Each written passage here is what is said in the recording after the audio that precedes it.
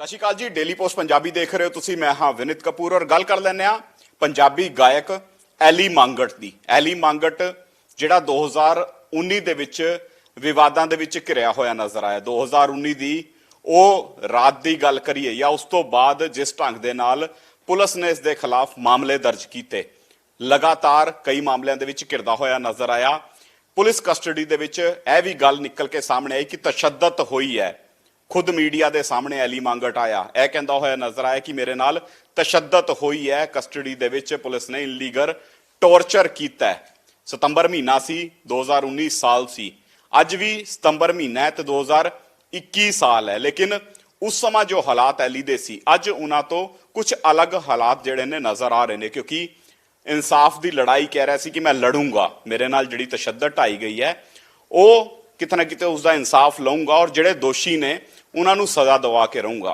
High court दे विच गया, petition file की और एक लीगल पैनल जिहड़ा वो नाल तुरदा होया नज़र आया। घुमन ब्रदर की गल करिए, एली मंगट दे नाल तुरदे हुए नज़र आए। हालांकि इस केस दे विच इन्हां दी जेकर गल करिए तो कई बार इहो जिहा भी लगदा सी भी इन्हां नूं भी दबाव हेठ लैण दी कोशिश की जा रही सी, चाहे उस दे विच सिक्योरिटी विड्रोल का जिहड़ा मसला आया या फिर सोशल मीडिया ते जिस ढंग की ट्रोलिंग हो रही सी उस गल दा आपां जिक्र करिए।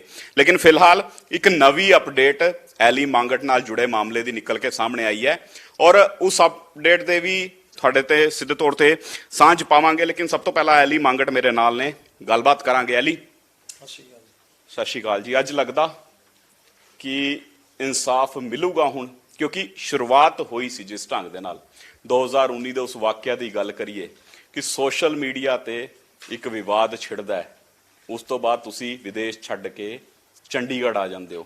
इत्थों दी तस्वीरां सारिਆਂ ने वेखियां, पुलिस कस्टडी दे विच लैंदी है, उस कस्टडी दे विच दी तस्वीरां बाद च निकल के सामने आईयां जदों तुसी फोटोआं विखाईयां कि आ कुछ टॉर्चर होया, किन्नी कुछ जिंदगी बदली और जिहड़ी आ इंसाफ की लड़ाई तुसी लड़ रहे हो 2 साल तो, लगदा इंसाफ मिलूगा? सुपने हरेक बंदा लैंदा जी, मैं भी लए सी कि ऐं करांगे उदां करांगे, बट जिहड़े आ 2 साल लंघे आ, कदे DGP ऑफिस, कदे सिट दी रिपोर्टां दे विच आउण जाण, तड़के ही उठ खड़दे असीं सारे जाणे ਜਾਂਦੇ ਰਹਿੰਦੇ ਸੀ। कदे ਉਹ ਆਫਿਸ ਚਲੇ ਗਏ, ਭਾਜੀ ਹੁਣੀ ਵੀ ਸਾਰਾ ਆਪਦਾ ਕੰਮ ਕਾਰ ਛੱਡ ਕੇ, ਘੁੰਮਣ ਬ੍ਰਦਰਸ ਇਹ ਵੀ ਮੇਰੇ ਨਾਲ ਜਿੱਥੇ ਵੀ ਸਾਨੂੰ ਲੋੜ ਪੈਂਦੀ ਸੀਗੀ ਜਾਣ ਦੀ, ਇਹ ਨਾਲ ਜਾਂਦੇ ਸੀ ਮੇਰੇ। ਵਿੱਚ ਦੀ ਜਿਹੜੇ ਆ 2 ਸਾਲ ਗਏ ਆ, ਬੜਾ ਪ੍ਰੈਸ਼ਰ ਪਿਆ ਮੇਰੇ ਤੇ, ਬੜੇ ਫੋਨ ਆਏ ਕਿ ਤੁਸੀਂ ਸਮਝੌਤਾ ਕਰ ਲਓ, ਇੱਦਾਂ ਕਰ ਲਓ, ਉੱਦਾਂ ਕਰ ਲਓ। ਫਿਰ ਮੈਨੂੰ ਕਈ ਕੇਸਾਂ ਦੇ ਵਿੱਚ ਫਸਾਇਆ ਵੀ ਗਿਆ, ਬੜਾ ਜ਼ੋਰ ਵੱਜਿਆ ਕਿ ਆਹ ਕੇਸ 'ਚ ਵੀ ਫਸਾ ਦਈਏ, ਉਹ 'ਚ ਵੀ ਫਸਾ ਦਈਏ। ਪਰ ਕਹਿੰਦੇ ਜਦੋਂ ਮਨ ਸਾਫ਼ ਹੁੰਦਾ ਜੀ ਤਾਂ ਫਿਰ ਰੱਬ ਵੀ ਸਾਥ ਦਿੰਦਾ। ਸੋ ਠੀਕ ਹੈ, ਕੋਈ ਗਲਤੀ ਹੋਈ ਮੇਰੇ ਤੋਂ, ਉਹਦੀ ਮੈਨੂੰ ਸਜ਼ਾ ਮਿਲ ਗਈ, ਪਰਚਾ ਦੇ ਦਿੱਤਾ, ਠੀਕ ਹੈ। ਬਟ ਜਦੋਂ ਮੇਰੇ ਟੌਰਚਰ ਦੀ ਤੁਸੀਂ ਗੱਲ ਕਰਦੇ ਹੋ, ਜਦ ਕੁੱਟ ਪਈ, ਉਹ ਵੀ ਬੰਦਾ ਸਹਿਣ ਕਰ ਲੈਂਦਾ ਕਿ ਚਲੋ ਕੋਈ ਗੱਲ ਨਹੀਂ ਯਾਰ, ਕੁੱਟਿਆ, ਇਟਸ ਓਕੇ। ਬਟ ਜਿਹੜੀਆਂ ਉਹ ਥਾਣੇ ਦੇ ਵਿੱਚ ਮਾਹੌਲ ਸੀ, ਜਦੋਂ 10-15 ਪੁਲਿਸ ਵਾਲੇ ਬਹਿ ਕੇ ਤੁਹਾਡੇ ਘਰਦਿਆਂ ਨੂੰ, ਮਾਂ ਪਿਓ ਨੂੰ, ਭੈਣਾਂ ਨੂੰ ਜਲੀਲ ਕਰਦੇ, ਜਿਹੜੀਆਂ ਗੱਲਾਂ ਕਰਦੇ ਆ, ਤੁਹਾਨੂੰ ਵੀ ਪਤਾ ਉਹ ਕਿੱਦਾਂ ਦੀਆਂ ਗੱਲਾਂ ਕਰਦੇ ਆ, ਉਹ ਗੱਲਾਂ ਨੇ ਇੱਕ ਘਰ ਜਿਹਾ ਕਰ ਲਿਆ ਦਿਲ ਦੇ ਵਿੱਚ। ਜਿਵੇਂ ਮੇਰੇ ਫਰੈਂਡਾਂ ਨੂੰ ਵੀ ਪਤਾ ਕਿ ਮੈਂ ਕੀ ਸੀਗਾ, ਕਿੱਦਾਂ ਦਾ ਸੀਗਾ, ਚੇਂਜ ਹੋ ਗਿਆ। ਮੈਂ ਆਪਣੇ ਆਪ ਨੂੰ ਕਹਿੰਦਾ ਕਿ ਮੈਂ ਬਹੁਤ ਚੇਂਜ ਹੋ ਗਿਆ ਉਹ ਤੋਂ ਬਾਅਦ, ਪਰ ਉਹ ਕਿਤੇ ਨਾ ਕਿਤੇ ਹੈਗਾ ਤਾਂ ਫਿਰ ਅਖੀਰ ਨੂੰ ਜੱਟ ਦਾ ਪੁੱਤ ਹੈ ਜੀ। ਫਿਰ ਉਹ ਬਦਲਾ ਤਾਂ ਲਊਂਗਾ, ਅੱਜ ਮਿਲ ਜਾਵੇ, ਕੱਲ ਨੂੰ ਮਿਲ ਜਾਵੇ, ਡਟਿਆ ਮੈਂ ਤਾਂ ਐਡਾ ਕੁ ਭੈੜਾ ਇਸ ਕੰਮ ਨੂੰ, ਜਿਹੜੀ ਚੀਜ਼ ਦੇ ਮਗਰ ਪੈ ਜਾਵਾਂ ਮੈਂ ਛੱਡਦਾ ਨਹੀਂ। ਮੈਂ 2 ਸਾਲ ਹੋ ਗਏ, ਮੈਂ ਹੁਣ ਪਿੱਛੇ ਜੇ ਟੇਪ ਕਰੀ ਸੀ ਇੱਕ, ਬਟ ਉਹਦੇ ਵੀ ਹਲੇ ਵੀਡੀਓ ਕੁਛ ਨਹੀਂ ਕਰੇ, ਸਾਰਾ ਕੁਛ ਜਣੀ ਉਹ ਮੇਰੇ ਗਾਇਕੀ ਕਰੀਅਰ ਸਾਰਾ ਪੈਂਡਿੰਗ ਪਿਆ ਆ। ਮੈਂ ਉਹਦੇ ਵੱਲੋਂ ਧਿਆਨ ਛੱਡ ਕੇ ਸਾਰਾ ਇੱਧਰ ਆਇਆ ਹਾਂ। ਤੇ ਬਾਕੀ ਸਾਡੇ ਭਰਾ ਨੇ, ਇਹ ਪਹਿਲਾਂ ਤਾਂ ਵਕੀਲ ਸੀਗੇ ਸਾਡੇ, ਬਟ ਹੁਣ ਸਾਡੇ ਭਰਾ ਬਣ ਚੁੱਕੇ ਨੇ। ਸਤੰਬਰ 2019 ਦੀ ਉਸ ਘਟਨਾ ਦੀ ਗੱਲ ਕਰੀਏ, ਸੋਸ਼ਲ ਮੀਡੀਆ ਤੇ ਥੋੜੀ ਜਿਹੀ ਤਕਰਾਰ, ਉਹ ਤਕਰਾਰ ਤੁਹਾਨੂੰ ਚੰਡੀਗੜ੍ਹ ਖਿੱਚ ਕੇ ਲੈ ਆਂਦੀ ਹੈ। ਉਸ ਤੋਂ ਬਾਅਦ ਵੀਡੀਓ ਵਾਇਰਲ ਹੁੰਦੀਆਂ ਨੇ, ਇਹ ਵੀ ਕਿਹਾ ਜਾਂਦਾ ਹੈ ਗੋਲੀਆਂ ਚਲੀਆਂ ਨੇ ਸੜਕਾਂ ਦੇ ਉੱਪਰ, ਜਿਸ ਨੂੰ ਕਹਿੰਦੇ ਰੋਲਾ ਰੱਪਾ ਵੇਖਣ ਨੂੰ ਮਿਲਿਆ। ਕਿਹੜੇ ਵੱਲ ਨੂੰ ਤੁਰ ਪਏ? ਗਾਇਕੀ ਕਰਦੇ ਸੀ, ਚੰਗੀ ਭਲੀ ਗਾਇਕੀ ਸੀ, ਨਾ ਵੀ ਹੋ ਰਿਹਾ ਸੀ, ਆ ਕਿਹੜੇ ਕਲੇਸ਼ ਦੇ ਵਿੱਚ ਪੈ ਗਏ? ਨਹੀਂ, ਤੁਹਾਡੀ ਗੱਲ ਫੇਰ ਵਿਚਾਲੇ ਆ ਕਿ ਤਕਰਾਰ ਥੋੜੀ ਜੀ, ਉਹ ਵੀ ਤਕਰਾਰ ਵੀ ਇਹੀ, ਜਿਵੇਂ ਹੁਣ ਤਕਰਾਰ ਤਾਂ ਹੁਣ ਵੀ ਉਹੀ ਆ ਕਿ ਜਿਹੜਾ ਜਲੀਲ ਕੀਤਾ ਗਿਆ ਉਹ ਘਰ ਕਰ ਜਾਂਦਾ ਬੰਦੇ ਦੇ ਅੰਦਰ, ਕਿਉਂਕਿ ਸਾਡਾ ਜਿਹੜਾ ਪਰਿਵਾਰ ਹੈ, ਮੈਂ ਇਹ ਨਹੀਂ ਕਹਿੰਦਾ ਮੈਂ ਬਹੁਤ ਇੱਕ ਰਿਚ ਫੈਮਿਲੀ ਨੂੰ ਬਿਲੋਂਗ ਕਰਦਾ ਜਾਂ ਸਾਡੇ ਪਿੰਡ ਦੇ ਵਿੱਚ ਕਦੇ ਆ ਕੇ ਤੁਸੀਂ ਪਤਾ ਕਰਿਓ, ਸਾਡੇ ਦਾਦਾ ਜੀ ਦੀ, ਮੇਰੇ ਤਾਇਆ ਜੀ ਦੀ, ਮੇਰੇ ਮਾਪਿਓ ਦੀ ਇੱਕ ਬਹੁਤ ਵਧੀਆ ਰੈਪੂਟੇਸ਼ਨ ਹੈ। ਜਿਵੇਂ ਅਸੀਂ ਵਧੀਆ ਘਰਾਣਾ ਮੰਨਿਆ ਜਾਂਦਾ ਸਾਡੇ ਟੱਬਰ ਨੂੰ, ਨਾ ਅਸੀਂ ਅੱਜ ਤੱਕ ਕਦੇ ਕਿਸੇ ਨੂੰ ਮਾੜਾ ਬੋਲੇ ਆ ਤੇ ਨਾ ਹੀ ਅਸੀਂ ਕਦੇ ਸੁਣਿਆ। ਉਹ ਵੀ ਜਿਹੜੀ ਤਕਰਾਰ ਸੀ, ਉਹ ਵੀ ਬੰਦਾ ਮਾੜਾ ਚੰਗਾ ਬੋਲ ਰਿਹਾ ਸੀ ਮੇਰੇ ਲਈ, ਤਾਂ ਜਿਵੇਂ ਉਹ ਬੋਲਿਆ ਉਵੇਂ ਮੈਂ ਉਹਨੂੰ ਜਵਾਬ ਦੇ ਦਿੱਤਾ। ਫਿਰ ਉਹ ਕਹਿੰਦਾ ਕਿ ਤੂੰ ਜੱਟ ਦਾ ਪੁੱਤ ਨਹੀਂ ਹੋਏਗਾ, ਜੇ ਨਾ ਆਏਗਾ ਫਿਰ ਜੱਟ ਦੇ ਪੁੱਤ ਤਾਂ ਅਸੀਂ ਹੈਗੇ ਆ। ਚਲੋ ਠੀਕ ਆ, ਮੰਨ ਲੈਂਦੇ ਆ ਕਿ ਆਪਸੀ ਸੀਗਾ ਸਾਡਾ ਉਹ ਰੌਲਾ, ਅਸੀਂ ਆਪਸੀ ਨਿਬੇੜ ਲੈਂਦੇ। ਜਾਂ ਤਾਂ ਉੱਥੇ ਜਿਵੇਂ ਹੁਣ ਤੁਸੀਂ ਕਹਿੰਦੇ ਹੋ ਫਾਇਰ ਹੋਏ, ਅਸੀਂ ਫਾਇਰ ਕੀ ਹਵਾ 'ਚ ਕਰਨੇ ਸੀਗੇ, ਸਾਨੂੰ ਨਹੀਂ ਪਤਾ ਉੱਥੇ ਪੁਲਿਸ ਖੜੀ ਆ, ਅਸੀਂ ਇਹੋ ਜਿਹੀ ਗਲਤੀ ਥੋੜਾ ਕਰਾਂਗੇ, ਇੰਨੇ ਕੁ ਤਾਂ ਪੜ੍ਹੇ ਲਿਖੇ ਅਸੀਂ ਵੀ ਆ। ਉਹੀ ਤੁਹਾਨੂੰ ਦੱਸਿਆ ਕਿ ਬਹੁਤ ਚੀਜ਼ਾਂ ਉਹਨਾਂ ਨੇ ਐਡ ਆਨ ਕੀਤੀਆਂ ਕਿ ਐਂ ਹੋਇਆ, ਉਹ ਹੋਇਆ, ਫਲਾਨਾ ਹੋਇਆ, ਢੀਂਗਾ ਹੋਇਆ, ਇੱਧਰ ਹੋ ਗਿਆ। ਬਟ ਜੋ ਵੀ ਕੁਝ ਹੋਇਆ, ਮੇਰੇ ਯਾਰ ਦੋਸਤ, ਮੇਰੇ ਭਰਾ ਜਿੰਨੇ ਵੀ ਵਕੀਲ ਨੇ, ਸਾਰੇ ਜਾਣੇ ਜੇ ਹੀ ਹੌਸਲਾ ਤੋੜ ਜਾਂਦੇ ਤਾਂ ਫਿਰ ਸ਼ਾਇਦ ਮੈਂ ਅੱਜ ਲੜਾਈ ਨਾ ਲੜਦਾ। ਪਰ ਜਿੰਨਾ ਹੌਸਲਾ ਮੇਰੇ ਯਾਰਾਂ ਦੋਸਤਾਂ ਨੇ ਮੈਨੂੰ ਦਿੱਤਾ, ਮੈਨੂੰ ਇੱਕ ਯਾਰ ਦੋਸਤ ਨੇ ਮੇਰੇ ਨੇ ਐ ਨਹੀਂ ਕਿਹਾ ਕਿ ਅਲੀ ਆਪਾਂ ਫੈਸਲਾ ਕਰ ਲਈਏ, ਛੱਡ ਖੜਾ। ਉਹਨਾਂ ਨੂੰ ਵੀ ਪਤਾ ਸਾਰਿਆਂ ਨੂੰ ਕਿ ਮੇਰਾ ਸੁਭਾਅ ਕਿੱਦਾਂ ਦਾ, ਕਿਉਂਕਿ ਅਸੀਂ ਅੱਜ ਦੇ ਨਹੀਂ ਹੈਗੇ ਜਿੰਨੇ ਵੀ ਮੇਰੇ ਨਾਲ ਨੇ, ਅਸੀਂ ਬਚਪਨ ਦੇ ਹੀ ਲਾ ਲਓ, ਸਕੂਲ ਟਾਈਮਿੰਗ ਦੇ ਫਰੈਂਡ ਆ। ਨਵੇਂ ਫਰੈਂਡ ਮੈਂ ਬਹੁਤ ਘੱਟ ਬਣਾਉਣਾ, ਮੈਂ ਆਪਣੇ ਬੰਦਿਆਂ 'ਚ ਹੀ ਰਹਿ ਕੇ ਖੁਸ਼ ਹਾਂ। ਸੋ ਉਹਨਾਂ ਨੇ ਹੌਸਲਾ ਦਿੱਤਾ ਸਾਰਿਆਂ ਨੇ। ਤੇ ਬਾਕੀ ਭਾਜੀ ਹੁਣਾਂ ਨਾਲ ਜਦੋਂ ਮਿਲੇ, ਬੈਠੇ, ਇਹਨਾਂ ਨਾਲ ਗੱਲਬਾਤ ਕੀਤੀ, ਮੈਨੂੰ ਅੱਜ ਵੀ ਯਾਦ ਆ ਜਦੋਂ ਮੈਨੂੰ ਪਹਿਲੀ ਵਾਰੀ ਸਾਡੀ ਫੋਨ ਤੇ ਗੱਲ ਹੋਈ ਸੀ। ਪਤਾ ਨਹੀਂ ਆਹ ਵੀਰ ਜੀ ਸੀਗੇ, ਪਤਾ ਨਹੀਂ ਆਹ ਵੀਰ ਜੀ ਸੀ, ਦੋਨਾਂ 'ਚ ਇੱਕ ਜਣੇ ਦਾ ਫੋਨ ਆਇਆ ਸੀ। ਉਹ ਕਹਿੰਦੇ ਬਈ ਅਸੀਂ ਤੇਰਾ ਕੇਸ ਤਾਂ ਲੜਾਂਗੇ ਜੇ ਤੂੰ ਪੈਰ ਪਿੱਛੇ ਨਹੀਂ ਪੱਟੇਗਾ, ਕਿ ਅਸੀਂ ਤੇਰਾ ਕੇਸ ਤਾਂ ਲੜਾਂਗੇ ਕਿ ਜੇ ਤੂੰ ਕੱਲ ਨੂੰ ਫੈਸਲਾ ਹੀ ਕਰਨਾ ਉਹਨਾਂ ਦੇ ਨਾਲ, ਜਾਂ ਤੂੰ ਦਬ ਜਾਣਾ ਜਾਂ ਕੁਛ ਵੀ ਆ, ਕਿ ਫੇਰ ਅਸੀਂ ਤੇਰਾ ਕੇਸ ਨਹੀਂ ਲੜਨਾ। ਤੇ ਅਸੀਂ ਬਹਿ ਕੇ ਸਲਾਹ ਕੀਤੀ ਸਾਰੇ ਜਣਿਆਂ ਨੇ। ਮੈਂ ਕਿਹਾ ਯਾਰ ਲੜਨਾ ਤਾਂ ਆਪਾਂ ਹੀ ਆ। ਮੈਨੂੰ ਹਲੇ ਮੇਰੇ ਨਾਲ ਦੇ ਕਹਿੰਦੇ ਸੀ ਯਾਰ, ਕਹਿੰਦੇ ਤੂੰ ਤਾਂ ਖੜ ਦੇਗਾ, ਇਹ ਨਾ ਭੱਜਣ। ਫਿਰ ਮੈਂ ਇਹਨਾਂ ਨੂੰ ਇਹ ਗੱਲ ਕਹੀ, ਮੈਂ ਭਾਜੀ ਮੈਂ ਤਾਂ ਖੜੂੰਗਾ, ਤੁਸੀਂ ਵੀ ਨਾ ਪੈਰ ਪਿੱਛੇ ਵੱਟਿਓ। ਇਹ ਕਹਿੰਦੇ ਅਸੀਂ ਵਕਾਲਤ ਟੌਰ ਟੱਪੇ ਲਈ ਕਰਦੇ ਆ, ਸਾਡਾ ਸ਼ੌਂਕ ਹੈ, ਅਸੀਂ ਪੈਸਿਆਂ ਲਈ ਜਾਂ ਹੋਰ ਕੰਮ ਲਈ ਨਹੀਂ ਕਰਦੇ, ਸਾਡਾ ਸ਼ੌਂਕ ਹੈ, ਸਾਡਾ ਪੈਸ਼ਨ ਹੈ, ਅਸੀਂ ਤਾਂ ਕੰਮ ਕਰਦੇ ਆ ਕਿ ਸਾਨੂੰ ਵਧੀਆ ਲੱਗਦਾ ਹੈ ਜਿਹਾ ਕੰਮ ਕਰਕੇ। ਕਿ ਅਸੀਂ ਫਿਰ ਜਦ ਇਹਨਾਂ ਦਾ ਰਹਿਣ ਸਹਿਣ ਦੇਖਿਆ, ਸਾਰਾ ਕੁਝ ਦੇਖਿਆ, ਭਾਜੀ ਉਹਨਾਂ ਨਾਲ ਬੈਠੇ ਉੱਠੇ, ਸੁਭਾਅ ਦੇਖਿਆ, ਫਿਰ ਵਾਕਈ ਲੱਗਿਆ ਕਿ ਇਹ ਬੰਦੇ ਨਹੀਂ ਭੱਜਦੇ। ਗਾਣਿਆਂ ਦੇ ਵਿੱਚ ਕਈ ਵਾਰ ਕਿਹਾ ਜਾਂਦਾ ਹੈ ਬਈ ਬੋਲ ਇਹੋ ਜਿਹੇ ਹੁੰਦੇ ਨੇ ਜਿਸ ਦੇ ਵਿੱਚ ਡਾਇਰੈਕਟ ਪੁਲਿਸ ਨਾਲ ਪੰਗਾ ਲੈਣ ਦੀ ਗੱਲ ਹੁੰਦੀ ਹੈ। ਹੁਣ ਅਸਲ ਦੇ ਵਿੱਚ ਜਦੋਂ ਪੁਲਿਸ ਨਾਲ ਵਾਹ ਪਿਆ, ਕਿੰਨਾ ਕੁ ਜ਼ਿੰਦਗੀ ਦੇ ਵਿੱਚ ਬਦਲਾਅ ਆਇਆ? ਬਦਲਾਅ ਤਾਂ ਇਹੀ ਆਇਆ, ਜਿਹੜਾ ਕੰਮ ਅਸੀਂ ਕਰਦੇ ਸੀਗੇ ਉਹ ਤੋਂ ਥੋੜਾ ਜਿਹਾ ਹਟ ਕੇ, ਪਹਿਲਾਂ ਵੀ ਜ਼ੋਰ ਲਾਉਂਦੇ ਹੁੰਦੇ ਸੀ ਕਿ ਸਾਰਿਆਂ ਨਾਲੋਂ ਵਧੀਆ ਚੀਜ਼ ਦਈਏ ਮਾਰਕੀਟ 'ਚ, ਸਾਰਿਆਂ ਨਾਲੋਂ ਅੱਡ ਚੀਜ਼ ਦਈਏ ਮਾਰਕੀਟ 'ਚ, ਸਾਰਿਆਂ ਨਾਲੋਂ ਵਧੀਆ ਕੰਮ ਕਰੀਏ। ਉਹ ਕਿਸੇ ਹੋਰ ਚੀਜ਼ ਲਈ ਕਰਦੇ ਹੁੰਦੇ ਸੀ। ਹੁਣ ਸਾਡਾ ਮੋਟਿਵ ਕੁਝ ਹੋਰ ਆ ਕਿ ਸਾਰਿਆਂ ਨਾਲੋਂ ਵਧੀਆ ਕੰਮ ਕਰੀਏ, ਲੋਕਾਂ ਲਈ ਇੱਕ ਐਗਜ਼ਾਮਪਲ ਸੈੱਟ ਕਰੀਏ। ਕਿਸ ਤਰ੍ਹਾਂ ਦਾ ਕੰਮ, ਕਿਸ ਤਰ੍ਹਾਂ ਦਾ ਐਗਜ਼ਾਮਪਲ?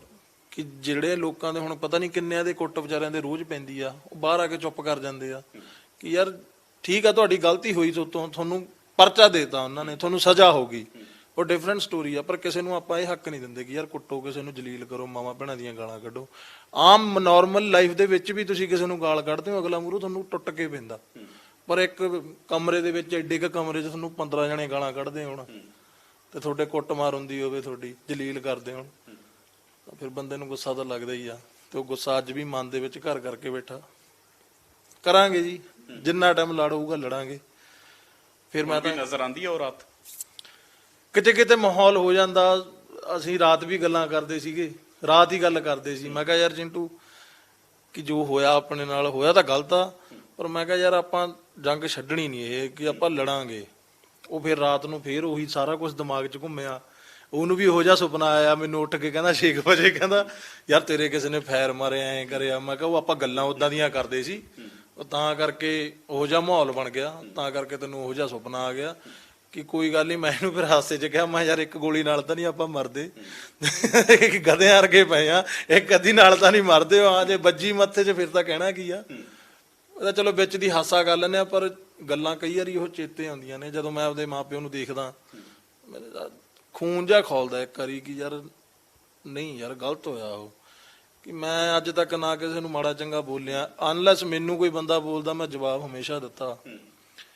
ਪਰ ਜਦੋਂ ਉਹ ਵੀ ਬੋਲੇ ਸੀ, ਪਹਿਲਾਂ ਮੈਂ ਉਹਨਾਂ ਦੀਆਂ ਸਾਰੀਆਂ, ਮੈਂ ਦੱਸਿਆ ਅੱਗੇ ਵੀ, ਮੈਂ ਉਹਨਾਂ ਦੀਆਂ ਹੋਰ ਵੀਡੀਓ ਵੀ ਦੇਖੀਆਂ, ਹਰੇਕ ਕਲਾਕਾਰ ਨੂੰ ਹੀ ਬੋਲਦੇ ਸੀ। ਬਾਕੀ ਕਲਾਕਾਰ ਸਿਆਣੇ ਨੇ ਭਾਈ, ਉਹ ਕਲਾਕਾਰ ਨੇ, ਅਸੀਂ ਕਲਾਕਾਰ ਨਹੀਂ ਨਾ ਹੈਗੇ, ਅਸੀਂ ਤਾਂ ਇੱਕ ਨਾਰਮਲ ਜਿਹੇ ਬੰਦੇ ਆ, ਨਾਰਮਲ ਫੈਮਿਲੀ ਨੂੰ ਬਿਲੋਂਗ ਕਰਦੇ ਆ। ਸ਼ੌਂਕ ਸੀਗਾ ਗਾਉਣ ਦਾ, ਗਾ ਲਿਆ, ਕਲਾਕਾਰ ਬਣ ਗਏ, ਲੋਕਾਂ ਨੇ ਪਸੰਦ ਕਰਿਆ। ਫਿਰ ਹੁਣ ਜਿਹੜੇ ਲੋਕ ਆਪਣੇ ਤੇ ਮਾਣ ਕਰਦੇ ਆ ਤਾਂ ਮੈਂ ਉਹਨਾਂ ਨੂੰ ਕਦੇ ਲੈਟ ਡਾਊਨ ਨਹੀਂ ਕਰੂੰਗਾ, ਉਹ ਕਿਸੇ ਵੀ ਵੇ ਨਾਲ ਹੋਵੇ। ਇਹ ਨਹੀਂ ਹੈਗਾ ਕਿ ਮੈਨੂੰ ਕੋਈ ਕਿ ਮੈਂ ਬਹੁਤ ਘੈਂਟ ਆ, ਮੈਂ ਲੜਾਈ, ਮੈਂ ਭਲਵਾਨਾਂ ਦਾ ਮੁੰਡਾ, ਮੈਂ ਲੜਦਾ ਹੀ ਰਹਿਣਾ, ਇਦਾਂ ਦੀ ਗੱਲ ਨਹੀਂ।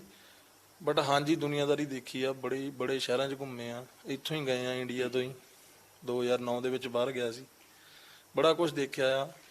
ਪਰ ਮੈਂ ਆਪਣੇ ਚਾਹਣ ਵਾਲਿਆਂ ਨੂੰ ਕਦੇ ਲੈਟ ਡਾਊਨ ਨਹੀਂ ਕਰੂੰਗਾ। ਬਿਲਕੁਲ ਲੈਟ ਡਾਊਨ ਨਹੀਂ ਕਰੂੰਗਾ। ਲੇਕਿਨ ਅੱਜ ਜਿਹੜੀ ਐਲੀ ਮੰਗਟ ਨਾਲ ਜਿਹੜਾ ਇਸ ਦਾ ਪੂਰਾ ਮਾਮਲਾ ਤਸ਼ੱਦਦ ਆ, ਉਸ ਨੂੰ ਲੈ ਕੇ ਜਿਹੜੀ ਨਵੀਂ ਅਪਡੇਟ ਨਿਕਲ ਕੇ ਸਾਹਮਣੇ ਆਈ ਹੈ, ਕਿਉਂਕਿ ਮਾਮਲਾ ਪੰਜਾਬ ਹਰਿਆਣਾ ਹਾਈ ਕੋਰਟ ਦੇ ਵਿੱਚ ਸੀ ਔਰ ਐਲੀ ਮੰਗਟ ਦਾ ਕੇਸ ਲੜਨ ਵਾਲੇ ਘੁੰਮਣ ਬ੍ਰਦਰ ਜਿਹੜੇ ਨੇ ਉਹ ਵੀ ਮੇਰੇ ਨਾਲ ਨੇ, ਉਹਨਾਂ ਨਾਲ ਵੀ ਗੱਲਬਾਤ ਕਰਾਂਗੇ ਕਿ ਅਪਡੇਟ ਕੀ ਹੈ। ਕਿਉਂਕਿ ਇੱਕ ਵੱਡੀ ਖਬਰ ਆ ਰਹੀ ਹੈ ਔਰ ਪੁਲਿਸ ਨੂੰ ਵੱਡਾ ਝਟਕਾ ਲੱਗਦਾ ਹੋਇਆ ਨਜ਼ਰ ਆਇਆ, ਕਿਉਂਕਿ ਸੁਣਵਾਈ ਦੇ ਵਿੱਚ ਕਿਤੇ ਨਾ ਕਿਤੇ ਫਟਕਾਰ ਤੇ ਲੱਗੀ ਹੈ ਪੁਲਿਸ ਨੂੰ।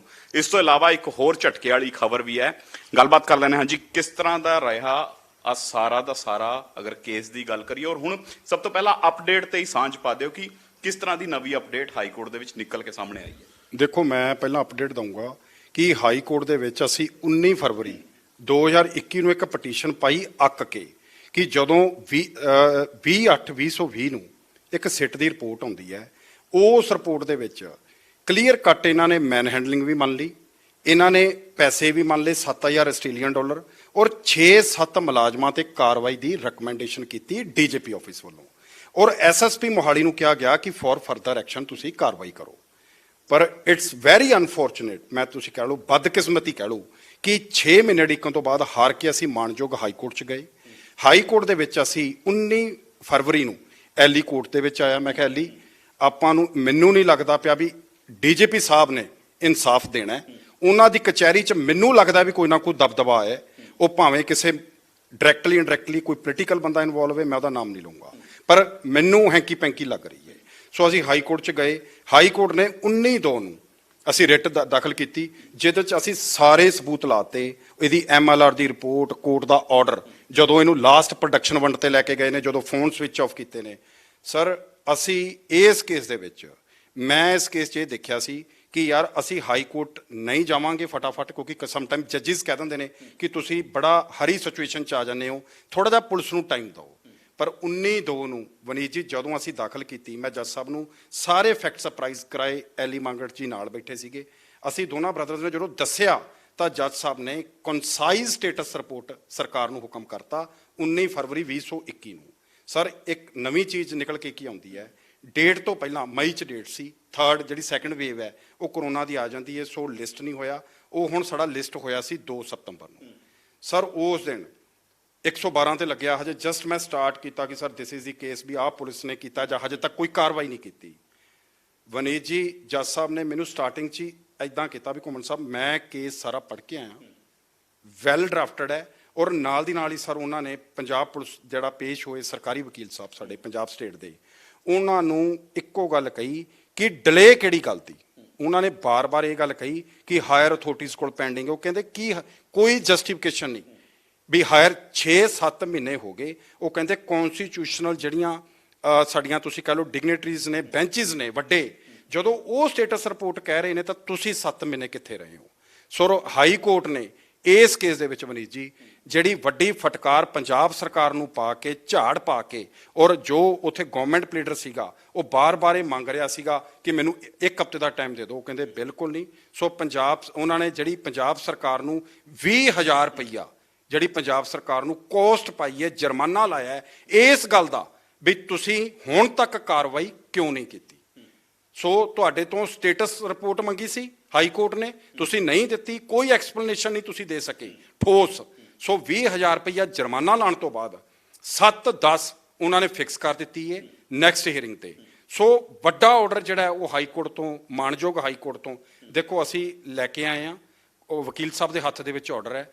ਔਰ ਅਸੀਂ ਇਹ ਚੀਜ਼ ਕਹਾਂਗੇ ਕਿ ਸਟੇਟ ਆਫ ਪੰਜਾਬ ਲਈ, ਇੱਕ ਮੈਂ ਕਹੂੰਗਾ ਕਿ ਇੱਕ ਸਾਡੇ ਲਈ ਸ਼ਰਮ ਵਾਲੀ ਗੱਲ ਹੈ ਸਾਡੀ ਸਟੇਟ ਲਈ, ਜਦੋਂ ਹਾਈ ਕੋਰਟ ਦਾ ਜਿਹੜਾ ਰਵੱਈਆ ਸੀ ਉਹ ਬੜਾ ਸਖਤ ਸੀ ਜੱਜ ਸਾਹਿਬ ਦਾ। ਦੇਖੋ, ਜਦੋਂ ਕੋਸਟ ਪੈਂਦੀ ਹੈ ਭਾਜੀ, ਰੇਅਰੈਸਟ ਕੇਸ 'ਚ ਕੋਸਟ ਪੈਂਦੀ ਹੈ, ਔਰ ਗਵਰਨਮੈਂਟ ਜਿਹੜਾ ਸਾਈਡ ਤੋਂ ਸਾਡਾ ਕੌਂਸਲ ਪੇਸ਼ ਹੋਏ ਨੇ ਉਹ ਬਾਰ-ਬਾਰ ਕਹਿ ਰਹੇ ਨੇ ਕੋਰਟ 'ਚ ਵੀ ਸਰ ਮੈਨੂੰ ਇੱਕ ਦੇ ਦਿਓ ਲਿੜਕੜੀਆਂ ਜਿੱਦਾਂ ਆਪਾਂ ਲੈਂਦੇ ਆ, ਪਰ ਉਹਨਾਂ ਨੇ ਕਿਹਾ ਨਹੀਂ, ਇਨਫ ਇਜ਼ ਇਨਫ, ਕੋਈ ਜਸਟੀਫਿਕੇਸ਼ਨ ਨਹੀਂ। ਸੋ 20,000 ਮੈਂ ਤੁਹਾਡੇ ਚੈਨਲ ਰਾਹੀਂ ਦੱਸਣਾ ਚਾਹੁੰਦਾ, ਇਹਨਾਂ ਨੂੰ ਕੋਸਟ ਪਈ ਹੈ ਪੰਜਾਬ ਸਰਕਾਰ ਨੂੰ, ਇਸ ਕਰਕੇ ਪਈ ਹੈ ਕਿ ਜਿਹੜਾ ਇਸ ਉਹਨਾਂ ਨੇ ਇਹ ਵੀ ਕਿਹਾ, ਉਹ ਕਹਿੰਦੇ ਵੀ ਕਿਉਂ ਕਾਰਵਾਈ ਨਹੀਂ ਕੀਤੀ।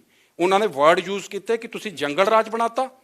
ਸੈਕਿੰਡ, ਉਹਨਾਂ ਨੇ ਇਹ ਵੀ ਕਿਹਾ ਵੀ ਕਿਉਂਕਿ ਹੁਣ ਤੁਹਾਡੇ ਆਪਣੇ ਪੁਲਿਸ ਆਫੀਸਰਸ ਇਨਵੋਲਵ ਹੋ ਗਏ ਤਾਂ ਤੁਸੀਂ ਪਰਚਾ ਨਹੀਂ ਦੇ ਰਹੇ। ਸੋ ਇਹ ਸਾਰੀਆਂ ਚੀਜ਼ਾਂ ਨੂੰ ਰੱਖਦੇ ਹੋਏ ਹਾਈ ਕੋਰਟ ਨੇ ਇੱਕ ਫਟਕਾਰ ਕਹਿ ਲਓ, ਜੁਰਮਾਨਾ ਕਹਿ ਲਓ, 20,000 ਰੁਪਈਆ ਮਹੀਨੇ ਰੱਖਦਾ ਹੈ। ਸੋ 7-10 ਲਈ ਉਹ ਕੇਸ ਪੈਂਡਿੰਗ ਹੈ।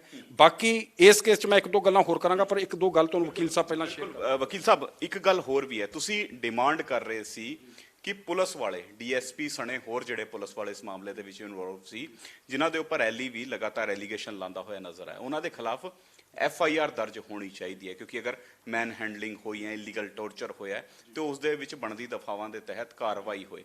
ਉਸ ਨੂੰ ਲੈ ਕੇ ਕਿਆ ਹਾਈ ਕੋਰਟ ਹਜੇ ਕੋਈ ਡਾਇਰੈਕਸ਼ਨ ਜਾਰੀ ਕਰ ਪਾਇਆ, ਜਾਂ ਉਹ ਅਗਲੀ ਡੇਟ ਤੇ ਫਾਈਨਲ ਹੋਊਗਾ ਵੀ ਕਿਸ ਤਰ੍ਹਾਂ ਹਾਈ ਕੋਰਟ ਉਸ ਪਲੀ ਨੂੰ ਵੇਖਦਾ ਤੁਹਾਡੀ? ਦੇਖੋ, ਮੈਂ ਵਨੀਤ ਜੀ ਇੱਥੇ ਤੁਹਾਡੀ ਗੱਲ ਦਾ ਮੈਂ ਜਵਾਬ ਦੇਵਾਂਗਾ ਕਿ ਜਦੋਂ ਮੈਟਰ ਆਫ ਬਰੂਟੈਲਿਟੀ ਨਿਕਲ ਕੇ ਸਾਹਮਣੇ ਆਉਂਦਾ ਤਾਂ ਅਸੀਂ ਜਿਹੜੇ ਪੰਜਾਬ ਪੁਲਿਸ ਦੇ ਜਿਹੜੇ ਉੱਚ ਅਫਸਰ ਨੇ, ਜਿਨ੍ਹਾਂ 'ਚ ADGP ਸੰਜੀਵ ਕਾਲੜਾ ਸਾਹਿਬ, IG ਉਸ ਸਮੇਂ ਦੇ ਅਮਿਤ ਪ੍ਰਸਾਦ ਸਾਹਿਬ, SSP ਸਵਪਨ ਸ਼ਰਮਾ, ਰਵੀ ਕੁਮਾਰ, ਉਹਨਾਂ ਨੇ ਇੱਕ ਸਿੱਟ ਇਹਦੇ ਤੇ ਕਨਸਟੀਟਿਊਟ ਕੀਤੀ। ਤਾਂ ਉਸ ਸਿੱਟ ਦੀਆਂ ਜਿਹੜੀਆਂ ਫਾਈਂਡਿੰਗਸ ਸੀਗੀਆਂ, ਉਹਦੇ ਉੱਪਰ ਮੈਨੂੰ ਲੱਗਦਾ ਹੈ ਵੀ ਅਸੀਂ ਵੀ ਸਾਰਿਆਂ ਨੇ ਇੱਕ ਟੇਕ ਰੱਖੀ ਸੀ। ਉਹ ਟੇਕ ਕੀ ਸੀ? ਉਹਦੇ 'ਚ ਬਕਾਇਦਾ ਐਲੀ ਮਗਟ ਇੱਥੇ ਹਾਜ਼ਰ ਨੇ, ਮੇਰੇ ਖਿਆਲ 'ਚ ਮਹੀਨਾ, 1.5-2 ਮਹੀਨੇ ਰੂਟੀਨ 'ਚ ਉੱਥੇ ਪ੍ਰੋਸੀਡਿੰਗਸ ਚੱਲੀਆਂ ਨੇ। ਔਰ ਉਹਦੇ 'ਚ ਜਿਹੜੀਆਂ ਫਾਈਂਡਿੰਗ ਆਫ ਦੀ ਸਿੱਟ ਨੇ ਉਹ ਕੀ ਨੇ? ਉਹ ਕਹਿੰਦੀਆਂ ਕਿ ਜੀ 7,000 ਆਸਟ੍ਰੇਲੀਅਨ ਡਾਲਰ ਵੀ ਰਿਕਾਰਡ ਤੇ ਆ ਗਿਆ ਕਿ ਜਿਹੜਾ ਇਹਨਾਂ ਨੇ ਸਾਡੇ ਪੰਜਾਬ ਪੁਲਿਸ ਦੇ ਜਿਹੜੇ ਰਿਸਪੌਂਸੀਬਲ ਜਿਹੜੇ ਬੰਦੇ ਸੀਗੇ, ਉਹ 9 ਬੰਦੇ, ਜਿਨ੍ਹਾਂ 'ਚ ਮੈਂ ਕਹਾਂਗਾ ਕਿ ਰਿਸਪੋਂਡੈਂਟ ਨੰਬਰ 5 DSP ਤੋਂ ਲੈ ਕੇ ਰਿਸਪੋਂਡੈਂਟ ਨੰਬਰ 14 ਜਿਹੜੇ ਹੁਣ ਅਸੀਂ ਹਾਈ ਕੋਰਟ 'ਚ ਪਲੀਡ ਕੀਤੇ ਨੇ, ਉਸ 9 ਬੰਦਿਆਂ ਦੇ ਖਿਲਾਫ ਉਹਨਾਂ ਨੇ ਕਿਹਾ ਕਿ ਜੀ ਇਹਨਾਂ ਨੇ 7,000 ਆਸਟ੍ਰੇਲੀਅਨ ਡਾਲਰ ਇਹਨਾਂ ਦੇ ਕੋਲੋਂ ਲਿਆ। ਹੁਣ ਇਹਦਾ ਮਤਲਬ ਕੀ ਹੈ ਨਟਸ਼ਲ ਕਿ 3.5 ਲੱਖ ਰੁਪਈਆ ਬਣਦਾ ਹੈ, ਜੋ ਅਸੀਂ ਮੋਟਾ ਜਿਹਾ ਹਿਸਾਬ ਲਾਇਆ। ਹੁਣ ਪ੍ਰੀਵੈਂਸ਼ਨ ਆਫ ਕਰਪਸ਼ਨ ਐਕਟ ਬਹੁਤ ਸੀਰੀਅਸ ਅਫੈਂਸ ਬਣਦਾ ਹੈ। ਔਰ ਸੈਕਿੰਡ ਜਿਹੜੀ ਇੱਕ ਚੀਜ਼ ਨਿਕਲ ਕੇ ਸਾਹਮਣੇ ਆਉਂਦੀ ਹੈ, ਉਹ ਇਹ ਆਉਂਦੀ ਹੈ ਕਿ ਜੀ ਇਹਦਾ ਜਿਹੜਾ ਮੈਟਰ ਆਫ ਬਰੂਟੈਲਿਟੀ, ਜਿਹਨੂੰ ਆਪਾਂ ਮੈਨ ਹੈਂਡਲਿੰਗ ਕਹਿੰਦੇ ਆ, ਉਹ ਵੀ ਚੀਜ਼ਾਂ ਨਿਕਲ ਕੇ ਸਾਹਮਣੇ ਆ ਗਈਆਂ।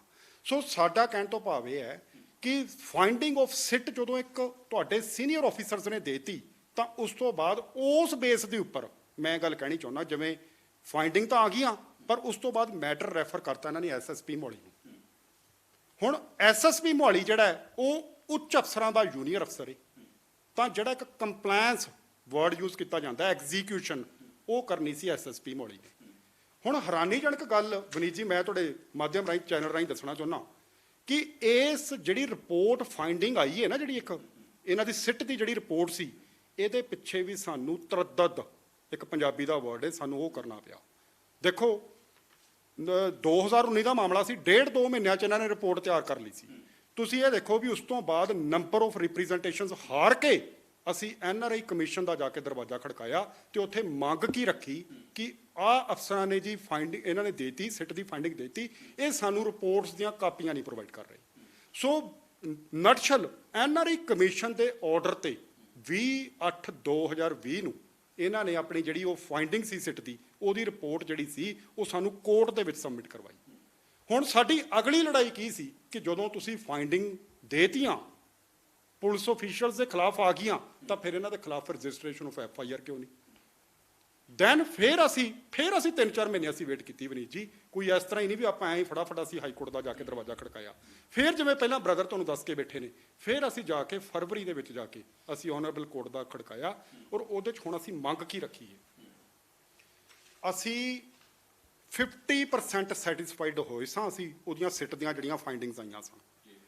50% ਹਜੇ ਵੀ ਸਾਡੇ ਮਨ 'ਚ, ਬਾਈ ਮਾਂਗਟ ਇੱਥੇ ਬੈਠੇ ਨੇ, ਸਾਡੇ ਮਨ 'ਚ ਇਹ ਸੀ ਵੀ ਜੋ ਇੱਕ ਇਨਸਾਫ ਸਾਨੂੰ ਲੱਗਿਆ ਸੀ ਵੀ ਅਸੀਂ ਚਾਹੁੰਦੇ ਸੀ, ਮੈਂ ਸਿੱਧੀ ਪੰਜਾਬੀ 'ਚ ਗੱਲ ਕਰਾਂਗੇ ਜੀ, 50% ਮੈਂ ਮਾਂਗਟ ਸਾਹਿਬ ਨੂੰ ਕਿਹਾ, ਮੈਂ ਕਿਹਾ ਬਾਈ 50 ਪੈਸੇ ਆਪਾਂ ਨੂੰ ਇਨਸਾਫ ਮਿਲਿਆ ਹੈ, 50 ਪੈਸੇ ਹਜੇ ਆਪਾਂ ਉੱਪਰਲੀ ਮਾਣਯੋਗ ਕੋਰਟ ਤੋਂ ਲੈਣਾ ਹੈ। ਸੋ ਬਈ ਕਹਿਣ ਤੋਂ ਭਾਵ ਵਨੀਤ ਜੀ, ਅਸੀਂ ਆਨਰੇਬਲ ਕੋਰਟ 'ਚ ਗਏ ਇਸ ਕਰਕੇ ਆ ਕਿਉਂਕਿ ਫਾਈਂਡਿੰਗ ਆਫ ਦੀ ਸਿਟ ਤਾਂ ਆ ਗਿਆ ਰਿਕਾਰਡ ਤੇ, that is the matter of record ਹੋ ਗਿਆ ਉਹ ਤਾਂ, ਪਰ ਅਸੀਂ ਇਸ ਕਰਕੇ ਗਏ ਆ ਕਿ ਜਿਹੜੇ ਡੀਐਸਪੀ ਤੋਂ ਲੈ ਕੇ ਥੱਲੇ ਜਿਹੜੇ ਭਾਵੇਂ ਸਿਪਾਹੀ ਰੈਂਕ ਤੱਕ ਦੇ ਲੋਕ ਸੀਗੇ, ਜਿਨ੍ਹਾਂ 'ਚ ਇੰਸਪੈਕਟਰ ਵੀ ਇਨਵੋਲਵ ਨੇ, ਜਿਨ੍ਹਾਂ 'ਚ ਆਈਓ ਸਮੇਂ ਦਾ ਵੀ ਇਨਵੋਲਵ ਹੈ, ਐਸਐਚਓ ਵੀ ਇਨਵੋਲਵ ਹੈ, ਔਰ ਉਹਨਾਂ 'ਚ ਕਾਫੀ ਲੋਕ ਜਿਹੜੇ ਇਨਵੋਲਵ ਨੇ।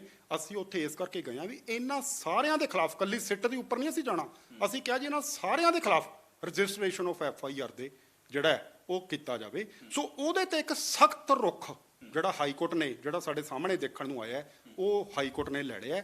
ਸੋ ਇਹਦੇ ਤੇ ਜਿਹੜਾ ਤੁਹਾਡਾ ਸਵਾਲ ਹੈ ਕਿ ਜਿਹੜੀ ਫਾਈਨਲ ਵਰਡਿਕਟ ਜਿਹੜਾ ਹੈ ਉਹ ਸਾਡੀ ਮਾਣਯੋਗ ਕੋਰਟ ਨੇ 7 ਅਕਤੂਬਰ ਲਈ ਰੱਖਿਆ ਹੈ, ਪਰ ਇੱਕ ਫਟਕਾਰ ਜਿਹੜੀ ਫਟਕਾਰ ਦੇ ਨਾਲ ਜਿਹੜਾ ਜੁਰਮਾਨਾ ਲੱਗਿਆ, ਜੰਗਲ ਰਾਜ ਤੱਕ ਦਾ ਜ਼ਿਕਰ ਹੋਇਆ, ਐਲੀ ਜੰਗਲ ਰਾਜ ਦਾ ਜ਼ਿਕਰ ਹੋਇਆ, ਲੱਗਦਾ ਪੰਜਾਬ ਦੇ ਵਿੱਚ ਹੈਗਾ ਜੰਗਲ ਰਾਜ?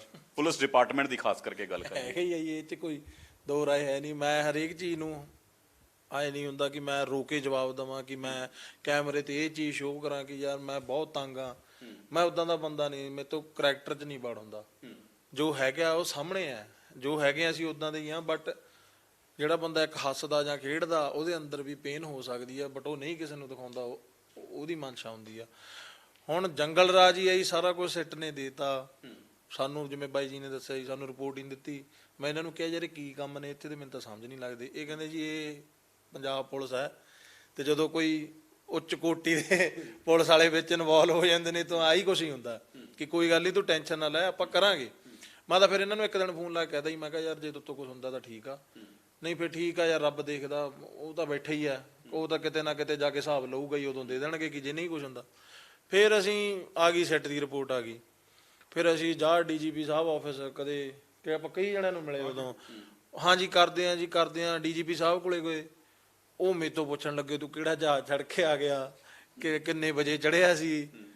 ਉਹ ਲਿਖਣ ਲੱਗ ਗਏ ਪੈਨ ਤੇ। ਮੈਂ ਇਹਨਾਂ ਦੇ ਮੂੰਹ ਵੱਲ ਨੂੰ ਦੇਖਾਂ, ਯਾਰ ਮੈਂ ਕਿਹਾ ਇਹ ਕੀ ਹੋ ਰਿਹਾ, ਕੀ ਇਹ ਕੀ ਪੁੱਛੀ ਜਾ ਰਹੇ ਨੇ ਯਾਰ ਮੈਨੂੰ, ਕਿ ਕਿਹੜਾ ਜਹਾਜ਼ ਚੜ੍ਹ ਕੇ ਆਈ। ਅਸੀਂ ਤਾਂ ਤੁਹਾਨੂੰ ਇਹ ਕਹਿਣਾ ਆ ਜੀ, ਜਿਹੜੀ ਸਿੱਟ ਦੀ ਰਿਪੋਰਟ ਆਈ ਆ ਉਹਨਾਂ ਦੇ ਪਰਚਾ ਦਾ, ਉਹ ਮੇਰੇ ਤੋਂ ਪੁੱਛਣ ਲੱਗੇ ਤੂੰ ਕਿਹੜਾ ਜਹਾਜ਼ ਚੜ੍ਹ ਕੇ ਆਇਆ, ਕਿੰਨੇ ਵਜੇ ਆਇਆ, ਕਿਹੜੀ 에ਅਰਲਾਈਨ ਸੀ, ਕਿੱਥੇ ਉਤਰਿਆ ਸੀ, ਕਿਹੜੀ ਟੈਕਸੀ ਕਰੀ। ਤੇ ਮੈਂ ਕਿਹਾ ਯਾਰ ਹੱਦ ਹੋ ਗਈ, ਦੱਸਤਾ ਮੈਂ ਸਾਰਾ ਕੁਝ। ਮੈਂ ਅਖੀਰ ਫਿਰ ਉਹਨਾਂ ਨੂੰ ਪੁੱਛਿਆ, ਮੈਂ ਇਹਨਾਂ ਦਾ ਕੁਝ ਹੋਊਗਾ ਵੀ ਕਿ ਬਸ ਆ ਗਈ ਰਿਪੋਰਟ ਪਈ ਆ? ਕਹਿੰਦੇ ਨਹੀਂ ਅਸੀਂ ਕਰਾਂਗੇ। ਮੈਂ ਚਲੋ ਠੀਕ ਆ ਜੀ ਕਰੋ। ਚਲੋ ਫੇਰ ਟਾਈਮ ਲੰਘ ਗਿਆ, 6-7 ਮਹੀਨੇ ਲੰਘ ਗਏ। ਫਿਰ ਅਸੀਂ SSP ਸਾਹਿਬ ਕੋਲੇ ਗਏ, ਮੋਹਾਲੀ ਵਾਲੇ ਕੋਲ। ਅਸੀਂ ਕਿਹਾ ਜੀ ਉਹ ਸਿੱਟ ਦੀ ਰਿਪੋਰਟ ਆਈ ਹੈ ਜੀ, ਤੁਸੀਂ ਪਰਚਾ ਨਹੀਂ ਦੇ ਰਹੇ। ਉਹ ਕਹਿੰਦੇ ਅਸੀਂ ਫਰਦਰ ਇਨਵੈਸਟੀਗੇਸ਼ਨ ਕਰ ਰਹੇ ਹਾਂ। ਮੇਰਾ ਇੱਕ ਤਾਂ ਉੱਥੇ ਹਾਸਾ ਨਿਕਲੇ, ਇੱਕ ਮੈਂ ਸੋਚਾਂ ਯਾਰ ਮੈਂ ਕਿਹਾ ਇੱਥੇ ਕੁਝ ਨਹੀਂ ਬਣਨਾ। ਕਿ ਹੁਣ ਜਿਨ੍ਹਾਂ ਨੇ ਇਨਵੈਸਟੀਗੇਸ਼ਨ ਕਰ ਲਈ, ਅਸੀਂ 2.5 ਮਹੀਨੇ ਹੀ ਲਗਾਤਾਰ ਮਾਰਨਿੰਗ, ਅਰਲੀ ਮਾਰਨਿੰਗ 8 ਵਜੇ ਉੱਠਦੇ ਸੀ, ਅਸੀਂ ਸ਼ਾਮ ਤੱਕ ਬੈਠੇ ਰਹਿੰਦੇ ਭਾਜੀ, 5-6 ਵੱਜ ਜਾਂਦੇ। ਉਹ ਸਾਰਾ ਕੁਝ ਨਾਲੇ ਕੈਮਰੇ ਤੇ ਰਿਕਾਰਡ ਕਰਿਆ ਸੋਪਨ ਸ਼ਰਮਾ ਨੇ, SSP ਜਿਹੜੇ ਰੋਪੜ ਸੀਗੇ ਉਦੋਂ।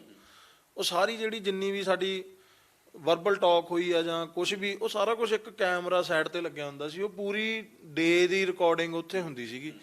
ਮੈਂ ਯਾਰ ਇੰਨੀ ਡੀਪਲੀ ਉਹਨਾਂ ਨੇ ਕਰਿਆ ਸਾਰਾ ਕੁਝ, ਫਿਰ ਵੀ ਇਹ ਕਹਿੰਦੇ ਅਸੀਂ ਫਰਦਰ ਇਨਵੈਸਟੀਗੇਸ਼ਨ ਕਰਾਂਗੇ। ਫਿਰ ਉਹ ਜਿਹੜੀ ਇਨਵੈਸਟੀਗੇਸ਼ਨ ਹੋਈ ਆ, ਉਹ ਜਿਵੇਂ IG SSP ਤੋਂ ਉੱਤੇ ਹੀ ਹੁੰਦਾ, ADGP ਸਾਹਿਬ ਨੇ ਕਿਹਾ, ਉਹ ਵੱਡੇ ਅਹੁਦੇ ਆ, ਜੇ ਉਹਨਾਂ ਦੀ ਫਾਈਂਡਿੰਗ ਤੇ ਹਲੇ ਵੀ ਸ਼ੱਕ ਕਰਦੇ ਆ ਤੇ ਇਹ ਆਪਣੀ ਕਰਨਗੇ। ਫਿਰ ਇਹਦੇ ਨਾਲੋਂ ਚੰਗਾ ਉਹਨਾਂ ਨੂੰ ਅਸੀਂ ਨਾ ਹੀ ਕਹਿੰਦੇ, ਤੁਸੀਂ ਇਹ ਕਰ ਲੈਂਦੇ ਪਹਿਲਾਂ, ਕਿ ਇਹਦਾ ਟਾਈਮ ਖਰਾਬ ਕਰਨ ਵਾਲੀ ਵੇਸਟੇਜ ਆਫ ਟਾਈਮ ਆ। ਇਹਨਾਂ ਨੂੰ ਮੈਂ ਕਿਹਾ ਯਾਰ ਤੁਸੀਂ ਹਾਈ ਕੋਰਟ ਪਾਓ ਰਿਟ। ਇਹ ਮੈਨੂੰ ਕਹਿੰਦੇ ਐਲੀ ਜੇ ਅਸੀਂ ਹੁਣੇ ਪਾ ਦਿੰਦੇ ਆ ਤਾਂ ਕਈ ਵਾਰੀ ਕੋਰਟ ਸਾਨੂੰ ਐਂ ਕਹਿ ਦਿੰਦੀ ਹੈ ਕਿ ਤੁਸੀਂ ਪਹਿਲਾਂ ਪੁਲਿਸ ਨੂੰ ਥੋੜਾ ਜਿਹਾ ਟਾਈਮ ਦਿਓ। ਫਿਰ ਇਹ ਹੁਣ ਇੱਕ ਦਿਨ ਅਸੀਂ ਬੈਠੇ ਸੀ, ਕਹਿੰਦੇ ਯਾਰ ਹੁਣ ਤਾਂ ਫਾਈਨਲੀ ਪਾਉਣਾ ਬਣਦਾ ਆਪਾਂ ਨੂੰ, ਕਿ ਬਹੁਤ ਟਾਈਮ ਹੋ ਗਿਆ। ਤੇ ਫਿਰ ਅਸੀਂ ਪਾਤੀ। ਉਹ ਜਿਹੜੇ ਹੁਣ ਜੱਜ ਸਾਹਿਬ ਨੇ ਉਹਨਾਂ ਨੇ ਸਾਰਾ ਤੇ ਹੋ ਗਿਆ, ਲੇਕਿਨ ਲੱਗਦਾ ਕਿ ਪੰਗਾ ਲੈਣ ਦੀ ਲੋੜ ਹੀ ਨਹੀਂ ਸੀ। ਉਸੇ ਸਮਾਂ ਛੱਡ ਦਿੰਦੇ ਆ ਸਾਰਾ, ਜਦੋਂ ਕਲੇਸ਼ ਸ਼ੁਰੂ ਹੋਇਆ, ਤੇ ਸ਼ਾਇਦ ਅੱਜ ਇਹ ਹਾਲਾਤ ਖੜੇ ਹੀ ਨਾ ਹੁੰਦੇ। ਜਿਹਦੇ ਕਰਕੇ ਇਹ ਚੀਜ਼ਾਂ ਸ਼ੁਰੂ ਹੋਈਆਂ ਉਹ ਤਾਂ ਮੁੱਕ ਲਿਆ। ਉਹ ਤਾਂ ਉਦਣ ਹੀ ਮੁਕਾਤਾ ਸੀ ਅਸੀਂ 6:30-7 ਵਜੇ, ਉਹ ਤਾਂ ਫਿਨਿਸ਼ ਹੋ ਗਿਆ ਸੀ ਉੱਥੇ। ਇਹਦਾ ਹੁਣ ਨਵਾਂ ਰੱਬ ਨੇ ਕੰਮ ਲਾਇਆ ਸਾਨੂੰ। ਕਹਿੰਦੇ ਹਰੇਕ ਬੰਦੇ ਦਾ ਅੰਤ ਕਿਸੇ ਦੇ ਹੱਥੋਂ ਲਿਖਿਆ ਹੁੰਦਾ ਹੈ, ਇਹ ਚੀਜ਼ ਦਾ ਸ਼ਾਇਦ ਸਾਡੇ ਹੱਥੋਂ ਲਿਖਿਆ ਹੋਵੇ। ਤਾਂ ਹੁਣ ਮੈਂ ਇਹ ਇੱਕ ਪਰਮਾਤਮਾ ਨੂੰ ਮੰਨਣ ਵਾਲਾ ਬੰਦਾ। ਮੈਂ ਅੱਗੇ ਵੀ ਦੱਸਿਆ, ਮੈਂ ਸਵੇਰੇ ਸ਼ਾਮ ਪਾਠ ਕਰਦਾ, ਮੇਰੇ ਆੜੀਆਂ ਨੂੰ ਪਤਾ ਕਿ ਮੈਂ ਸੌਣ ਤੋਂ ਪਹਿਲਾਂ ਹੀ ਪਾਠ ਕਰਦਾ। ਅੱਜ ਦਾ ਨਹੀਂ ਕਿ ਆਹ ਕੰਮ ਹੋਣ ਤੋਂ ਬਾਅਦ ਦਾ ਨਹੀਂ, ਇਹ ਬਹੁਤ ਟਾਈਮ ਦਾ। ਮੈਂ ਉੱਥੇ ਬੜੂ ਸਾਹਿਬ ਵਾਲੇ ਸਕੂਲੇ ਪੜ੍ਹਿਆ, ਜੋ ਮੈਂ ਦੱਸਿਆ, ਉੱਥੇ ਅਸੀਂ ਪਾਠ ਕਰ ਦਿੰਦੇ। ਮੇਰੀ ਉਹ ਰੂਟੀਨ ਬਣੀ ਹੋਈ ਆ। ਮੈਂ ਸਵੇਰੇ ਉੱਠ ਕੇ ਨਹਾ ਕੇ ਸ਼ਾਵਰ ਲੈ ਕੇ, ਮੈਂ ਰੱਬ ਨੂੰ ਮੰਨਣ ਵਾਲਾ ਬੰਦਾ। ਜਿਹੜੇ ਮੇਰੇ ਨਾਲ ਦੇ ਨੇ, ਮੇਰਾ ਦਾਇਰਾ ਜਿਹੜਾ ਉਹ ਵੀ ਪੋਜ਼ਿਟਿਵ ਬੰਦਿਆਂ ਦਾ, ਕੋਈ ਨੈਗੇਟਿਵ ਨਹੀਂ ਹੈਗਾ ਕਿ ਛੱਡ ਯਾਰ ਕੀ ਆ ਯਾਰ ਕਿਵੇਂ। ਉਹ ਤਾਂ ਕਹਿੰਦੇ ਆ ਕਿ ਨਹੀਂ ਯਾਰ, ਮੈਂ ਹੁਣ ਨਾਂ ਨਹੀਂ ਲੈਣਾ ਚਾਹੁੰਦਾ, ਕਿ ਆਪਣੇ ਮੇਰੀਆਂ ਬਹੁਤ ਫੋਟੋਆਂ ਹੁੰਦੀਆਂ ਉਹ ਬੰਦਿਆਂ ਨਾਲ। ਇੱਕੋ ਸਾਡੇ ਏਰੀਏ ਦੇ ਬਹੁਤ ਹੀ ਵਧੀਆ ਬੰਦੇ ਮੰਨੇ ਜਾਂਦੇ ਆ, ਮੇਰੇ ਖਾਸ ਮਿੱਤਰ ਨੇ, ਉਹਨਾਂ ਨੂੰ ਬਹੁਤ ਫੋਨ ਆਏ, ਡੀਐਸਪੀ ਸਾਹਿਬ ਦੇ ਵੀ ਆਏ, ਰਮਨਦੀਪ ਦੇ ਵੀ ਆਏ, ਕਈ ਜਣਿਆਂ ਦੇ ਆਏ ਕਿ ਯਾਰ ਤੁਸੀਂ ਐਲੀ ਨੂੰ ਸਮਝਾਓ। ਉਹਨਾਂ ਨੇ ਜਦ ਮੈਨੂੰ ਦੱਸਿਆ ਕਿ ਅਸੀਂ ਉਹਨਾਂ ਨੂੰ ਕੀ ਕਿਹਾ ਡੀਐਸਪੀ ਨੂੰ, ਤਾਂ ਮੈਨੂੰ ਐ ਹੌਸਲਾ ਹੋਇਆ ਕਿ ਯਾਰ ਮੇਰੇ ਆੜੀ ਵਧੀਆ ਆੜੀ ਨੇ ਮੇਰੇ। ਉਹ ਕਹਿੰਦੇ ਨਹੀਂ ਜੀ, ਜਦੋਂ ਤੁਸੀਂ ਉਹਨਾਂ ਨੂੰ ਕੁੱਟਿਆ ਸੀ ਉਦੋਂ ਤੁਸੀਂ ਇਹ ਗੱਲਾਂ ਸੋਚਣੀਆਂ ਸੀ ਕਿ ਹੁਣ ਤਾਂ ਨਹੀਂ। ਫਿਰ ਇਹਨਾਂ ਨੇ ਮਾਨ ਸਾਹਿਬ ਨੂੰ ਵੀ ਆਖਿਆ ਕਿ ਸ਼ਾਇਦ ਤੇਰੀ ਮੰਨ ਲਵੇ ਤੇਰਾ ਟੈਟੂ ਬਣਾਇਆ ਆ ਕਿ ਤੂੰ ਕਹਿ ਕੇ ਦੇਖ। ਮਾਨ ਸਾਹਿਬ ਵੀ ਆਏ ਸੀਗੇ, ਜਦ ਉਹਨਾਂ ਨੇ ਮੇਰਾ ਹਾਲ ਚਾਲ ਦੇਖਿਆ ਮੈਂ ਕਿਹਾ ਜੀ ਬਾਈ ਐਂ ਆਹ ਕੰਮ ਹੋਇਆ ਜੀ ਮੇਰੇ ਨਾਲ, ਕਿ ਚੰਗੀ ਗੱਲ ਨਹੀਂ ਹੈ ਉਹਨਾਂ ਵਾਸਤੇ। ਕਿ ਜੇ ਤੁਸੀਂ ਕਹਿੰਦੇ ਹੋ ਕੋਈ ਚੱਕਰ ਨਹੀਂ, ਆਪਾਂ ਤੁਹਾਡੀ ਇੱਜ਼ਤ ਕਰਦੇ ਹਾਂ, ਕਿ ਜੇ ਤੁਸੀਂ ਕਹਿੰਦੇ ਹੋ ਮੈਂ ਹੁਣੇ ਸਾਰੀਆਂ ਆਪਦੀਆਂ ਰਿਟਾਂ ਵਗੈਰਾ ਸਭ ਕੁਝ ਬੈਕ ਲੈ ਲੈਣਾ। ਬਟ ਉਹਦਾ ਰਮਨਦੀਪ ਦਾ ਰਿਸ਼ਤੇਦਾਰ ਸੀਗਾ ਕੋਈ ਨਾਲ, ਉਹ ਉਹਨੂੰ ਕਹਿੰਦੇ ਜਾ ਕੇ ਕਹਿ ਦੇ ਆਪਦੇ ਰਿਸ਼ਤੇਦਾਰ ਨੂੰ ਕਿ ਅਸੀਂ ਨਹੀਂ ਫੈਸਲਾ ਕਰਨਾ, ਕਿ ਯਾਰ ਹਾਲਤ ਤਾਂ ਦੇਖ, ਕਹਿੰਦਾ ਮੁੰਡੇ ਦਾ ਕੀ ਬਣਾਇਆ ਪਿਆ। ਮੇਰੇ ਉਦੋਂ ਲੱਤਾਂ ਲੁੱਤਾਂ ਸੁੱਜੀਆਂ ਸੀ ਸਾਰੀਆਂ, ਨੀਲ ਨੂਲ ਪਏ ਹੋਏ ਸੀਗੇ।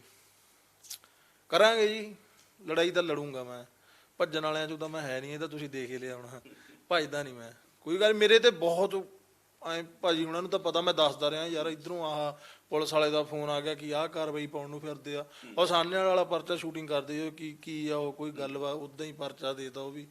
ਚਲੋ ਬੰਦੂਕਾਂ ਚਲਾ ਰਹੇ ਹਾਂ, ਇੱਕ ਬੰਦਾ ਵੀ ਲੱਭ ਲਿਆ ਪੁਲਿਸ ਵਾਲਿਆਂ ਨੇ, ਉਹ 13 ਫੁੱਟ ਦੀਆਂ ਕੰਧਾਂ, 14 ਫੁੱਟ ਦੀਆਂ, ਕਹਿੰਦਾ ਮੈਂ ਘੁੰਮਣ ਗਿਆ ਸੀ ਤੇ ਮੈਂ ਦੇਖ ਲਿਆ ਬਾਹਰੋਂ ਖੜਿਆ ਨੇ ਕਿ ਐਲੀ ਮਾਰਕਟ ਗੋਲੀਆਂ ਚਲਾਉਂਦਾ। ਉਹਨੂੰ ਪੁੱਛੇ ਕਿ ਯਾਰ ਚੱਲ ਛੱਡ, ਪੁਲਿਸ ਵਾਲਿਆਂ ਨੇ ਉਹ ਵੀ ਇੱਕ ਪਲਾਂਟ ਕਰ ਲਿਆ ਬੰਦਾ। ਚਲੋ ਮੈਂ ਕਿਹਾ ਜਿੱਦਣ ਟਰਾਇਲ ਆਊਗਾ ਭਾਈ ਉਹਨੂੰ ਵੀ ਪੁੱਛਾਂਗੇ ਤੂੰ ਕਿਹੜੇ ਪਾਸਿਓਂ ਦੇਖਿਆ ਸੀ, ਸਾਨੂੰ ਐਂ ਤਾਂ ਦੱਸ ਦੇ। 13 ਫੁੱਟ ਦੀਆਂ ਕੰਧਾਂ, ਐਡਾ ਗੇਟ ਲੱਗਿਆ ਨਾ, ਉਹ ਰੋਡ ਤੇ ਆ ਘਰ, ਵਿਚਾਲੇ ਜਾ ਕੇ ਘਰ ਆ। ਉਦਾਂ ਹੀ ਝੂਠ ਜ਼ਬਾਨ ਲਿਖੀ ਜਾਂਦੇ ਆ। ਮੈਂ ਚਲੋ ਲਿਖ ਲਓ ਭਾਈ, ਤੁਹਾਡਾ ਜੇ ਐਂ ਸਰਦਾ ਤਾਂ ਐਂ ਕਰ ਲਓ, ਕੋਈ ਗੱਲ ਨਹੀਂ। ਪਰ ਮੈਂ ਵੀਡੀਓ ਤੇ ਤੁਸੀਂ ਆਪ ਹੀ ਬਣਾਈ ਹੋਈ ਸੀ, ਤੁਸੀਂ ਤੁਹਾਡੇ ਯਾਰਾਂ ਨੇ ਵੀਡੀਓ ਸੀ। ਕਈ ਵਾਰੀ ਪਤਾ ਕੀ ਹੁੰਦਾ, ਮੁੰਡੇ ਦਾ ਬਰਥਡੇ ਸੀਗਾ, ਜਿਵੇਂ ਉਹਦਾ ਅਗਲੇ ਦਿਨ ਬਰਥਡੇ ਸੀ, ਅਸੀਂ ਇੱਕ ਦਿਨ ਪਹਿਲਾਂ ਇੱਕ ਉਹ ਸੀਨ ਜਿਹਾ ਕ੍ਰੀਏਟ ਕਰ ਲਿਆ ਸੀ ਕਿ ਸ਼ੂਟ ਕਰਦੇ ਆ। ਉਹ ਐਂ ਨਹੀਂ ਹੁੰਦਾ ਕਿ ਹਰੇਕ ਚੀਜ਼ ਕੈਮਰੇ ਤੇ ਹੀ ਰਿਕਾਰਡ ਹੁੰਦੀ ਆ। ਉਹ ਕਈ ਵਾਰੀ ਮਾਹੌਲ ਬਣਿਆ ਹੁੰਦਾ, ਜਿਵੇਂ ਅਸੀਂ ਇੱਥੇ ਇੱਕ ਦਿਨ ਨਹਾਉਂਦੇ ਸੀ, ਅਸੀਂ ਉਹ ਰਿਕਾਰਡ ਕਰ ਲਿਆ ਕਿ ਉਹ ਕਿਸੇ ਸ਼ਾਰਟ 'ਚ, ਕਿਸੇ ਮੂਵੀ 'ਚ ਪਾ ਦੇਵਾਂਗੇ, ਕਿਸੇ ਫਿਲਮ 'ਚ ਪਾ ਦੇਵਾਂਗੇ, ਜਾਂ ਕਿਸੇ ਵੀਡੀਓ 'ਚ ਪਾ ਦੇਵਾਂਗੇ। ਉਹ ਐਂ ਨਹੀਂ ਹੁੰਦਾ, ਹਰੇਕ ਚੀਜ਼ ਆਰਗੇਨਾਈਜ਼ ਹੀ ਕਰਨੀ ਪੈਂਦੀ ਆ। ਮੈਂ ਉੱਦਾਂ ਦਾ ਬੰਦਾ ਨਹੀਂ, ਮੈਂ ਤਾਂ ਕਿਤੇ ਵੀ ਸ਼ਾਰਟ ਕੱਢ ਦਿੰਦਾ ਸੀ। ਜੈਸਲਮੇਰ ਘੁੰਮਣ ਗਏ ਸੀਗੇ ਹੁਣ, ਅਸੀਂ ਉੱਥੇ ਬਹੁਤ ਵੀਡੀਓ ਰਿਕਾਰਡਿੰਗਾਂ ਕਰੀਆਂ ਕਿ ਕਿਸੇ ਮੂਵੀ 'ਚ, ਗਾਣੇ 'ਚ ਪਾ ਦੇਵਾਂਗੇ। ਉਹ ਤਾਂ ਉਦਾਂ ਹੀ ਜਿਵੇਂ ਬਣਾ ਲਿਆ ਉਹਨਾਂ ਨੇ। ਕਮਾਲ ਕਹਿਣ ਦਾ ਮਤਲਬ ਇਹ ਆ ਕਿ ਇਹਨਾਂ ਨੇ ਬੜਾ ਜ਼ੋਰ ਲਾਇਆ ਪੁਲਿਸ ਵਾਲਿਆਂ ਨੇ ਕਿ ਇਹਦਾ ਐਂ ਹੋ ਜਾਵੇ। SHO ਦੇ ਮੂੰਹੋਂ ਕਹਿਣ ਦੀ ਗੱਲ ਆ, ਚਾਹੇ ਹੁਣ ਉਹ ਤੁਸੀਂ ਰਿਕਾਰਡ ਔਨ 에ਅਰ ਛੱਡ ਦਿਓ। SHO ਨੂੰ ਰਮਨਦੀਪ ਦਾ ਫੋਨ ਆਇਆ, ਉਹਨੇ ਆਪ ਦੱਸਿਆ ਸਾਨੂੰ, ਕਹਿੰਦਾ ਇਹਨਾਂ ਦੇ ਪਰਚਾ ਦੇ ਆਲੂ ਵਾਂਗੂ ਛਿਲਦੇ ਚੱਕ ਕੇ ਸਾਹਨੇ ਵਾਲੇ ਨੂੰ। ਇਹ SHO ਦੇ ਮੂੰਹ ਦੀ ਕਹਿਣ ਦੀ ਗੱਲ ਆ ਸਾਨੂੰ। ਫਿਰ ਹੁਣ ਗੱਲ ਤਾਂ ਇਹੀ ਆ ਕਿ ਪੁਲਿਸ ਉਲਝਾਉਣ ਨੂੰ ਫਿਰਦੀ ਆ, ਕੋਈ ਗੱਲ ਨਹੀਂ ਅਲਝੀ ਜਾਵਾਂਗੇ। ਤਾਂ ਛੱਡਤੇ ਹਥਿਆਰ ਸਾਰੇ ਇਹੀ ਕੰਮਾਂ ਕਾਰਾਂ ਵਾਲੇ, ਹੁਣ ਤਾਂ ਦੂਆ ਹੀ ਭਾਲਾ ਹੀ ਰੱਖਿਆ ਮੋਢੇ ਤੇ ਕਿ ਇੱਧਰ ਨੂੰ ਸਿੱਧੇ ਹੋਏ ਆ। ਇਨਸਾਫ ਤਾਂ ਲੈ ਕੇ ਹਟੂੰਗਾ ਹੀ ਮੈਂ ਕੁਛ ਨਹੀਂ, ਕਿਸੇ ਨੂੰ ਪ੍ਰੂਫ ਨਹੀਂ ਕਰਨਾ ਕੁਛ, ਮੈਂ ਆਪਦੇ ਮਾਂ ਪਿਓ ਨੂੰ ਪ੍ਰੂਫ ਕਰਨਾ ਕਿ ਤੁਹਾਡਾ ਮੁੰਡਾ ਬਹੁਤ ਇੱਕ ਵਧੀਆ ਬੰਦੇ ਨੂੰ ਤੁਸੀਂ ਜਨਮ ਦਿੱਤਾ, ਬਸ ਵਧੀਆ ਬੰਦੇ ਨੂੰ ਜਨਮ ਦਿੱਤਾ। ਲੇਕਿਨ ਸਿੱਧੇ ਤੌਰ ਤੇ ਜੇਕਰ ਗੱਲ ਕਰੀਏ, ਘੁੰਮਣ ਸਾਹਿਬ ਕਹਿੰਦੇ ਤੁਹਾਨੂੰ ਵੀ ਕਾਫੀ ਕੁਝ ਫੇਸ ਕਰਨਾ ਪਿਆ, ਟਰੋਲਿੰਗ ਤੋਂ ਲੈ ਕੇ ਸਿਕਿਉਰਿਟੀ ਤੱਕ ਤੁਹਾਡੀ ਵਿਡਰੋ ਕਰ ਦਿੱਤੀ ਗਈ ਸੀ ਜਦੋਂ ਤੁਸੀਂ ਇਸ ਕੇਸ ਨਾਲ ਜੁੜੇ ਹੋ। ਦੇਖੋ, ਮੈਂ ਜਦੋਂ ਪ੍ਰੋਫੈਸ਼ਨ 'ਚ ਆਇਆ ਸੀ ਨਾ, ਮੈਨੂੰ ਲੱਗਦਾ ਜੋ ਵੀ ਵਕੀਲ ਬਣ ਕੇ ਆਉਂਦੇ ਨੇ ਇਸ ਪ੍ਰੋਫੈਸ਼ਨ 'ਚ LLB ਕਰਕੇ, ਉਹਨਾਂ ਨੂੰ ਨਾ ਇੱਕ ਪੈਸ਼ਨ ਹੁੰਦਾ ਹੈ ਵੀ ਯਾਰ ਕੁਝ ਕਰਾਂਗੇ ਕਿਸੇ ਲਈ, ਕੋਈ ਜਸਟਿਸ ਕਰਾਵਾਂਗੇ। ਸਰ, ਮੈਂ ਇੱਕ ਸ਼ੇਅਰ ਇਹ ਕਰੂੰਗਾ ਕਿ ਜਦੋਂ ਅਸੀਂ ਅਲੀ ਦਾ ਕੇਸ ਕੀਤਾ, ਨੋ ਡਾਊਟ ਪਬਲਿਕ ਨਾਲ ਖੜੀ ਬੜਾ ਐਪਰੀਸ਼ੀਏਟ ਕੀਤਾ ਵੀ ਚੰਗਾ ਕੰਮ ਕਰ ਰਹੇ ਹੋ, ਸੱਚੇ ਬੰਦੇ ਦਾ ਕੇਸ ਲੜਨ 'ਚ ਚੰਗਾ ਲੱਗਦਾ ਹੈ। ਪਰ ਮੈਂ ਤੁਹਾਨੂੰ ਇੱਕ ਚੀਜ਼ ਅੱਜ ਸ਼ੇਅਰ ਕਰੂੰਗਾ। ਮੇਰੇ ਖਿਆਲ 'ਚ ਅਲੀ ਬਾਹਰ ਆਇਆ 18-19 ਤਰੀਕ ਨੂੰ, ਜਦੋਂ ਅਸੀਂ ਜ਼ਮਾਨਤ ਕਰਾਈ।